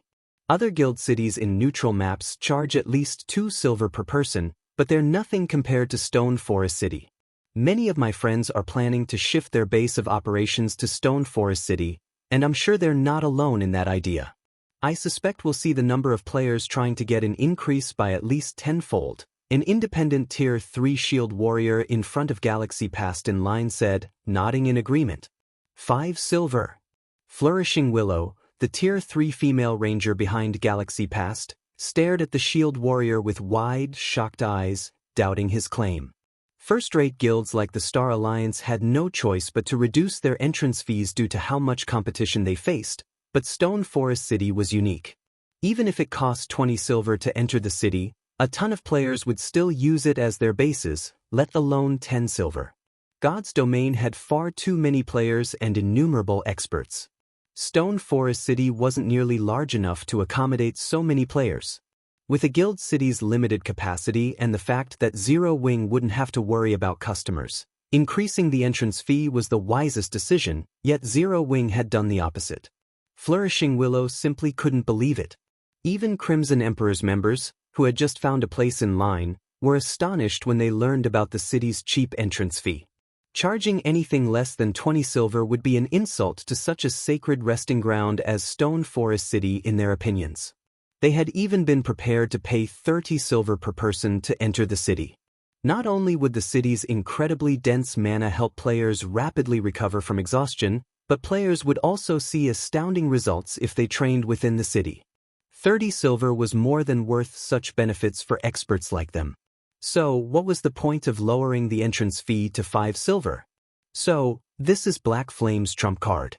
It certainly is a wise move, the fierce man from Crimson Emperor muttered, overhearing the Star Alliance's conversations. Had Zero Wing set Stone Forest City's entrance fee at 20 or 30 silver per person, there wouldn't be as many players interested in living in the city. Although the city would eventually become overcrowded, it would take some time. Not all players could afford such a high price, after all. In contrast, even ordinary level 100+ players could afford 5 silver, and they made up the majority of God's Domain's player base. With such a low entrance fee, the city's player population would reach its limit in 2 or 3 days. Even at 5 silver per person, the city would generate amazing profits. This is going to give Demon's Heart's Flaming Light a huge headache. Zero Wing can easily earn over 1 million gold in the next 2 or 3 days. Including the profits it earns from the businesses within the city, the guild will earn a minimum of 2 million gold before 3 days pass.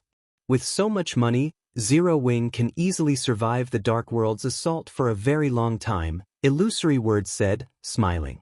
Even after seeing the city's glorious transformation, she hadn't thought highly of Zero Wing's chances. But after this discovery, she recognized that the guild had exceeded her expectations. Now, Demon's Heart would have a much harder time threatening Zero Wing. Zero Wing has indeed made a smart move. Unfortunately, it is too late, the fierce man said, shaking his head. What do you mean? Illusory Words asked strangely. I didn't tell you this earlier, but the Grand Elders have secured detailed information regarding Demon's Heart's movements. The Dark World's portal will activate tomorrow at the latest, and the Dark World's various powers and independent experts will surge into Cold Spring Forest, the fierce man said in a whisper to Illusory Words. Zero Wing simply doesn't have enough time to collect the wealth it requires. Stone Forest City was quite attractive, especially to ordinary players, but it would take time for ordinary players to learn of the city's perks. Moreover, ordinary players didn't travel via teleportation like experts. They generally moved between countries by airship, which was much cheaper. To make matters worse, there weren't any air routes to Stone Forest City, so players would have to make the rest of the trip on their mounts. Unlike Crimson Emperor's experts, ordinary level 100 players generally had common mounts. Factoring in other aspects, such as the spread of information, the war between Zero Wing and the Dark World's forces would have begun long before ordinary players started to visit the city from the various kingdoms and empires. While the new Stone Forest City astonished the various powers, Shi Feng had secretly teleported back to White River City to upgrade his Night Division.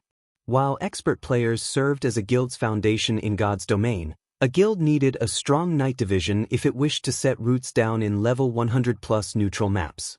Since Shi Feng had previously lacked the necessary funds, he had refrained from upgrading his Night Division. However, money was no longer a problem. With the profits from selling the Western Continent's materials and Stone Forest City's entrance fees, he now had a total of 5 million gold sitting in his bag. Holding on to all this money would be a huge waste, especially now that Stone Forest City was the first intermediate city in a level 100 neutral map. He could definitely recruit plenty of knights with high growth potential. 4. Read latest chapters at Wuxia World.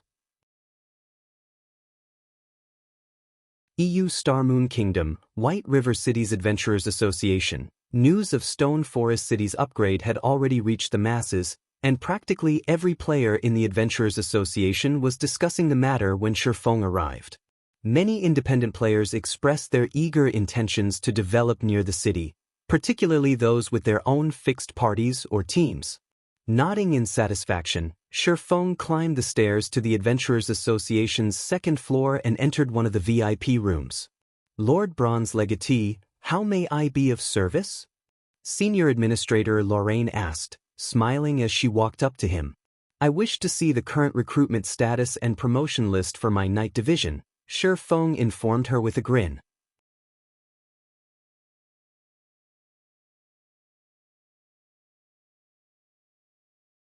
Chapter 2555, All New Night Division. Lorraine nodded to Shi Feng's request and promptly left to retrieve the relevant information. After a short moment, the senior administrator returned with a thick book, placing it on the table before him. There's so many? Shi Feng asked, glancing down at the tome. Lorraine had only given him a sheet of paper during his last visit when he had requested to see his Night Division's recruitment status, yet now, she had an entire book for him. Normally, if there were fewer than 30,000 applicants, players would only be given a sheet of paper. They'd receive another sheet for every 10,000 applicants beyond that and would only receive a complete book once more than 100,000 NPCs applied for their Night Division. Shi Feng had already recruited NPCs from many NPC cities, and could reasonably assume he had accepted or rejected most interested NPCs. Hence, he shouldn't see too many more new applications. Receiving another 50,000 would be a miracle, and yet more than 100,000 new NPCs had applied. Initially, Lord Bronze Legatee, you hadn't received many applicants. However, due to the large number of other races visiting Stone Forest City, the number of interested individuals has considerably increased, Lorraine explained. The Freedom City title's benefits have taken effect so soon? The explanation stunned Shi Feng. He had thought he'd have to wait a few more days before the title took effect. He had just promoted Stone Forest City and assumed the system would make him wait. However, it seemed that he had somewhat underestimated the new title. A total of 112,672 people have applied to serve as your knights. Among them, 83,241 are human, 27,412 are Orcish, 1,836 are Elven, and 183 are giants. This book has the records of all of these applicants' information, Lorraine continued, ignoring Shi Feng's muttering. Nearly 30,000 NPCs from other races? If the superpowers of the past found out about this, wouldn't they go mad? Shi Feng could not help his growing excitement. Recruiting NPCs from other races for their night divisions was incredibly difficult for players. The other races had smaller populations than humans. Normally, the various superpowers would be overjoyed if even several thousand non-human NPCs applied to serve as knights. And yet, Shifeng had nearly 30,000 of these applicants, certainly a frightening number. Not even a 2-star lord might receive so many throughout a full year. Most importantly, elves and giants had applied in considerably large numbers. The situation had completely exceeded his expectations. In God's domain, the Orcish population was only second to the humans. Ors typically made up the majority of non-human NPC applicants. Of course, that didn't discount Or knight strength. On the contrary, Or NPCs were quite powerful. They were natural-born warriors with sharp senses and robust frames that were far superior to humans.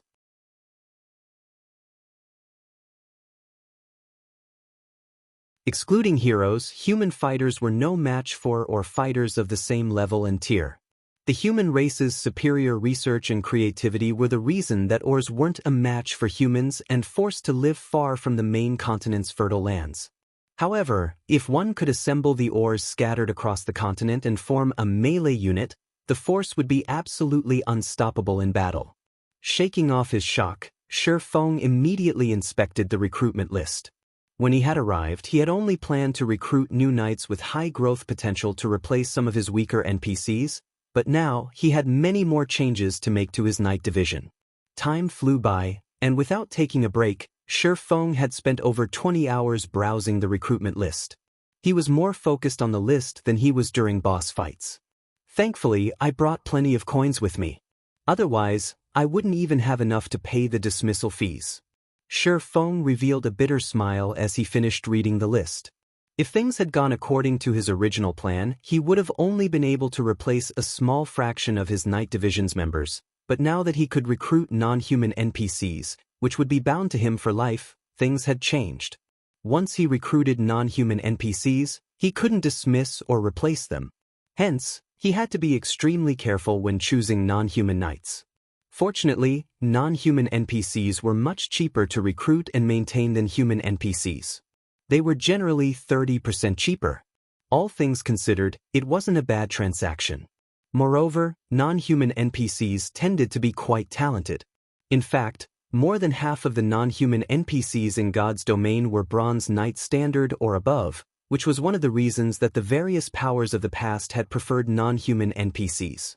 Of the 27,412 Ors that had applied to join Shifeng's Knight Division, 15,123 were Tier 2 Bronze Knights.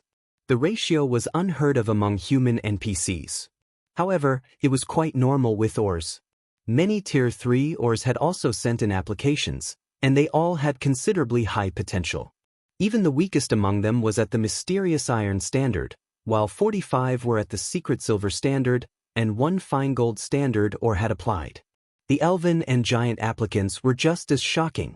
Elves were natural-born mages, with higher growth potential than most races. Even the weakest elf that applied was Bronze rank, while as many as 43 were Secret Silver rank, and 2 were Fine Gold rank. Moreover, every elf applicant was Tier 3. Although giants made up the majority of applicants, with only 183, 13 were Tier 3 Secret Silver Knights, and 1 was a Tier 3 Fine Gold Knight. More than 100 Secret Silver and Fine Gold ranked non-human NPCs had applied to Shifeng's Knight Division, many times more than those among the 80,000 plus human applicants. Lord Bronze Legatee, have you made your decision? Lorraine asked when Shifeng closed the book. MHM. I want all knights with Secret Silver potential and above. I also want these Mysterious Iron Knights with high growth potential and the remaining Tier 3 Knights, Shifeng replied, nodding. Normally, an NPC knight needed at least Mysterious Iron growth potential before they could be promoted to Tier 3. Even in the later stages of God's domain, Tier 3 NPCs would be considered a powerful force. After all, very few players could reach Tier 4.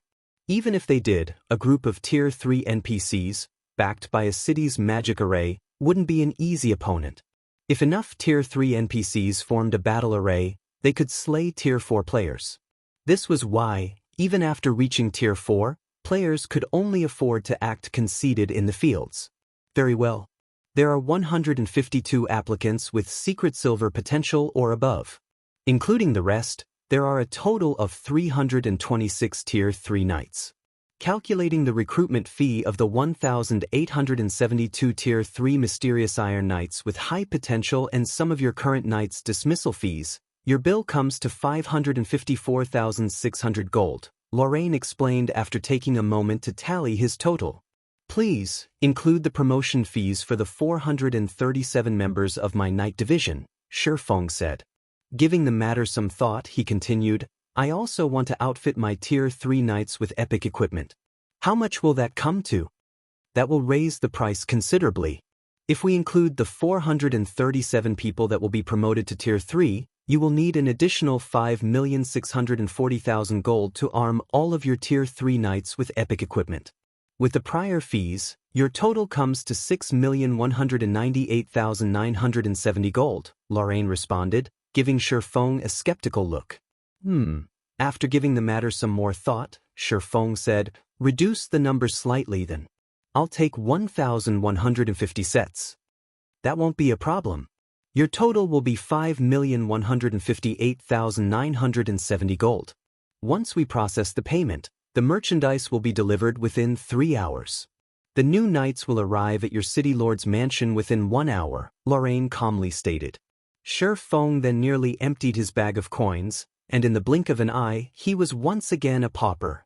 Nurturing a knight division really is expensive. It's no wonder why all of the superpowers that had knight divisions were poor, Shifeng muttered, bitterly smiling at the less than 3,000 gold in his bag. While Shifeng upgraded his knight division, in a remote canyon in the distant Cold Spring Forest, a group of black-clad magical class players chanted an incantation along the edge of a gigantic magic array. The array covered a 200-yard radius, and in its center stood an indifferent, handsome youth with a night-black crystal in his left hand, while writing a series of divine runes with his right. With each line of completed runes, a shard broke off of the crystal and disintegrated. Read latest chapters at Wuxia World. When the crystal was nearly gone, the youth completed the final line of divine runes. Suddenly, the sky above the magic array split, and a colossal door dropped from the spatial tear. The door was over 100 meters tall and covered in ancient runes, radiating a mighty aura that made everyone nearby shudder. Once the door landed, it began to part down the middle. Excellent! It's complete! Flaming Light exclaimed as the door began to open. He then glanced at the middle-aged man standing nearby and said, Heart, notify the various powers and tell them that the door is open. Whether they cherish this opportunity or not is up to them. Understood. Furious Heart respectfully responded, crossing the threshold with his team.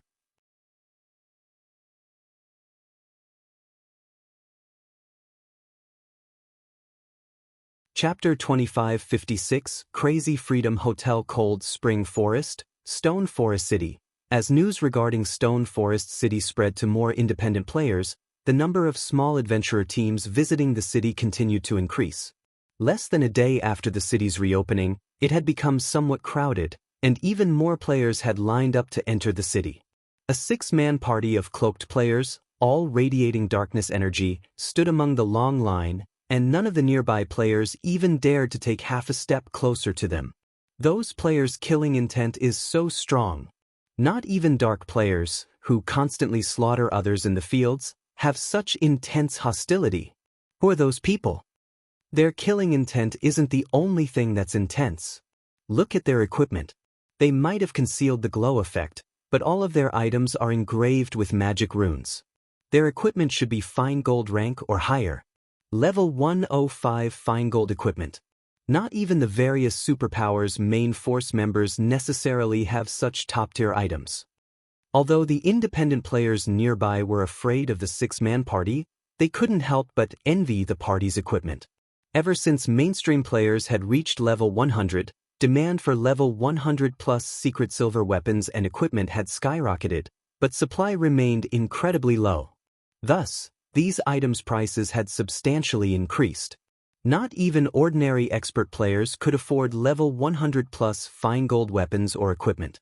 Even the various superpowers' main force members would throw a party if they acquired just one such weapon or equipment piece. However, the weakest piece the six-man party wore was level 105 fine gold rank, and all of their equipment bore magic runes. To ordinary players, the equipment was divine. Despite noticing the surrounding players' envious looks, the members of the six-man party didn't respond. I guess the main continent's ordinary experts don't amount to much. Not only do they have such poor weapons and equipment, but they don't even know about magic enhancement.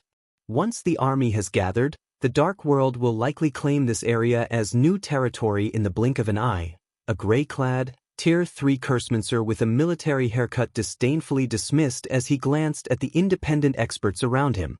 You shouldn't say such things, old Flash. After all, the environment in this area is no match for what we have in the Dark World. These players only have to worry about monsters in the fields, while we are always on the lookout for monster and player ambushes. It's only natural that our world's players have developed so much faster, a middle-aged, bearded man with simple features chided, chuckling. Besides, ordinary experts are just that. The various major powers experts are much stronger. Otherwise, our two guilds wouldn't have signed a non-interference pact with Zero Wing. I guess, but I still don't get why our guilds wanted to partner with Zero Wing in the first place.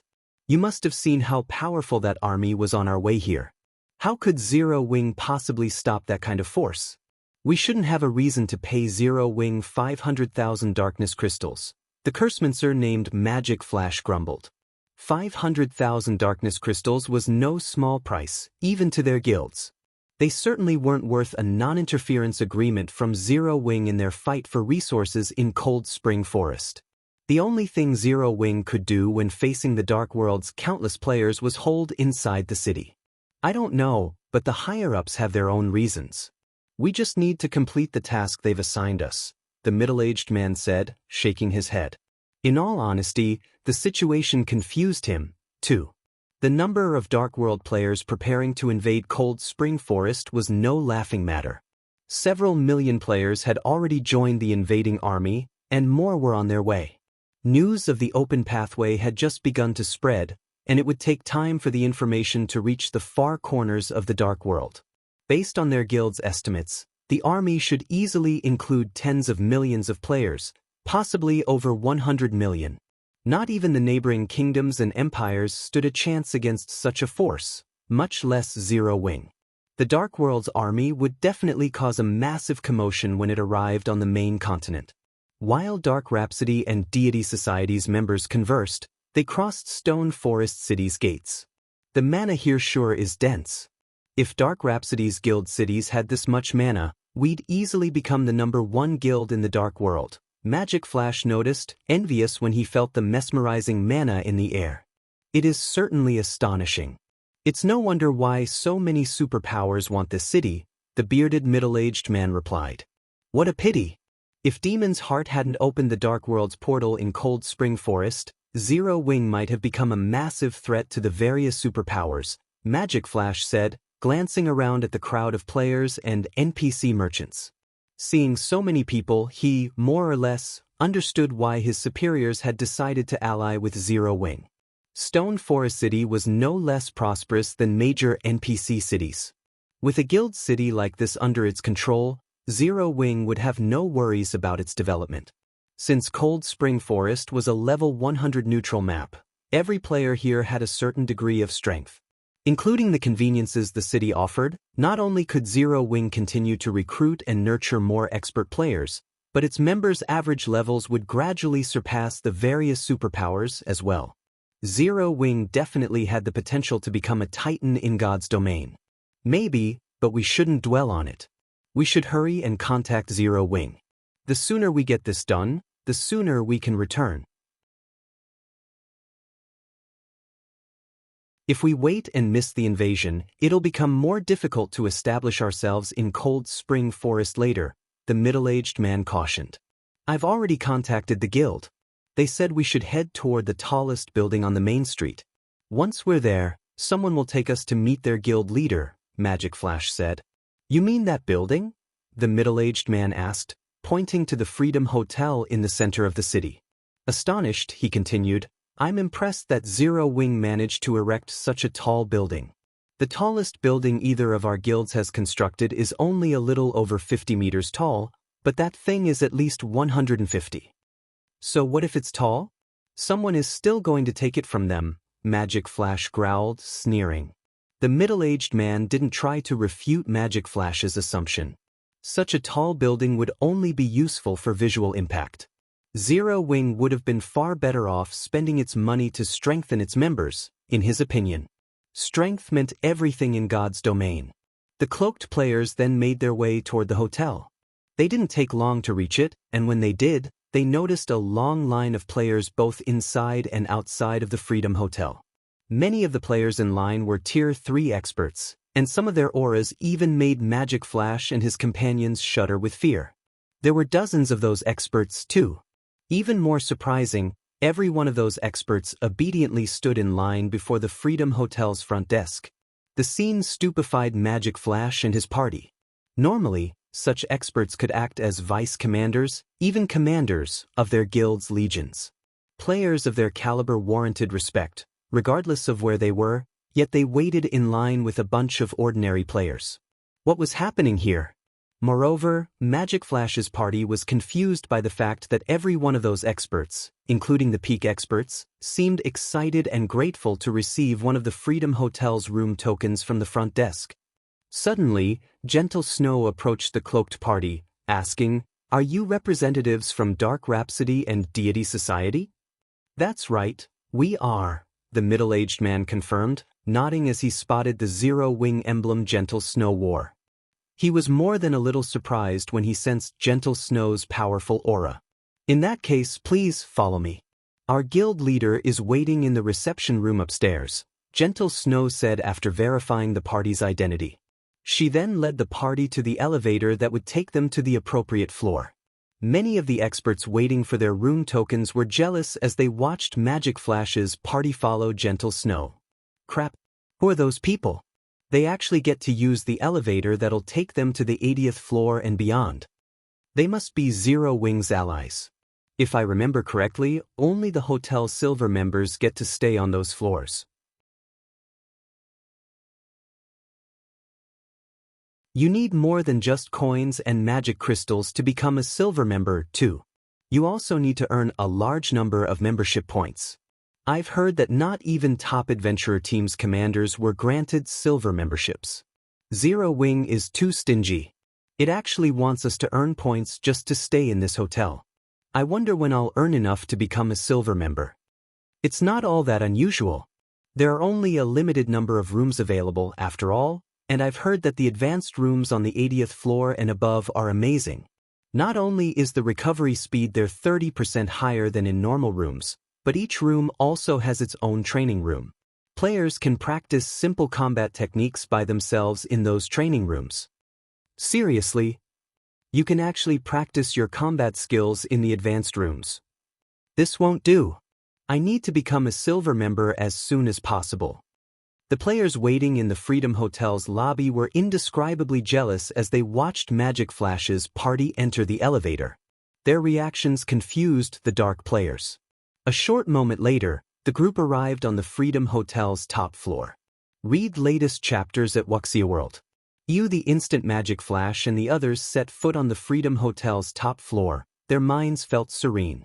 To be precise, they felt mentally refreshed as if their thoughts had found their own unique paths. They could now conceptualize ideas without confusion. So, this is Zero Wing? Magic Flash and the others couldn't help but gasp when they felt the change. They had already been astonished by the Freedom Hotel's mana, but compared to this environment, the lobby was nothing. If they could train on this floor, they'd see results dozens of times faster. They might even be able to break into the Void Realm. Our guild leader is inside. Please, go in, Gentle Snow said, not surprised in the slightest to see the 6 players' astonished expressions. She simply smiled as she opened the reception room's doors. You're tuning in to the Wang Lin's Journey YouTube channel. Don't forget to subscribe and join us on this journey to catch the most captivating stories.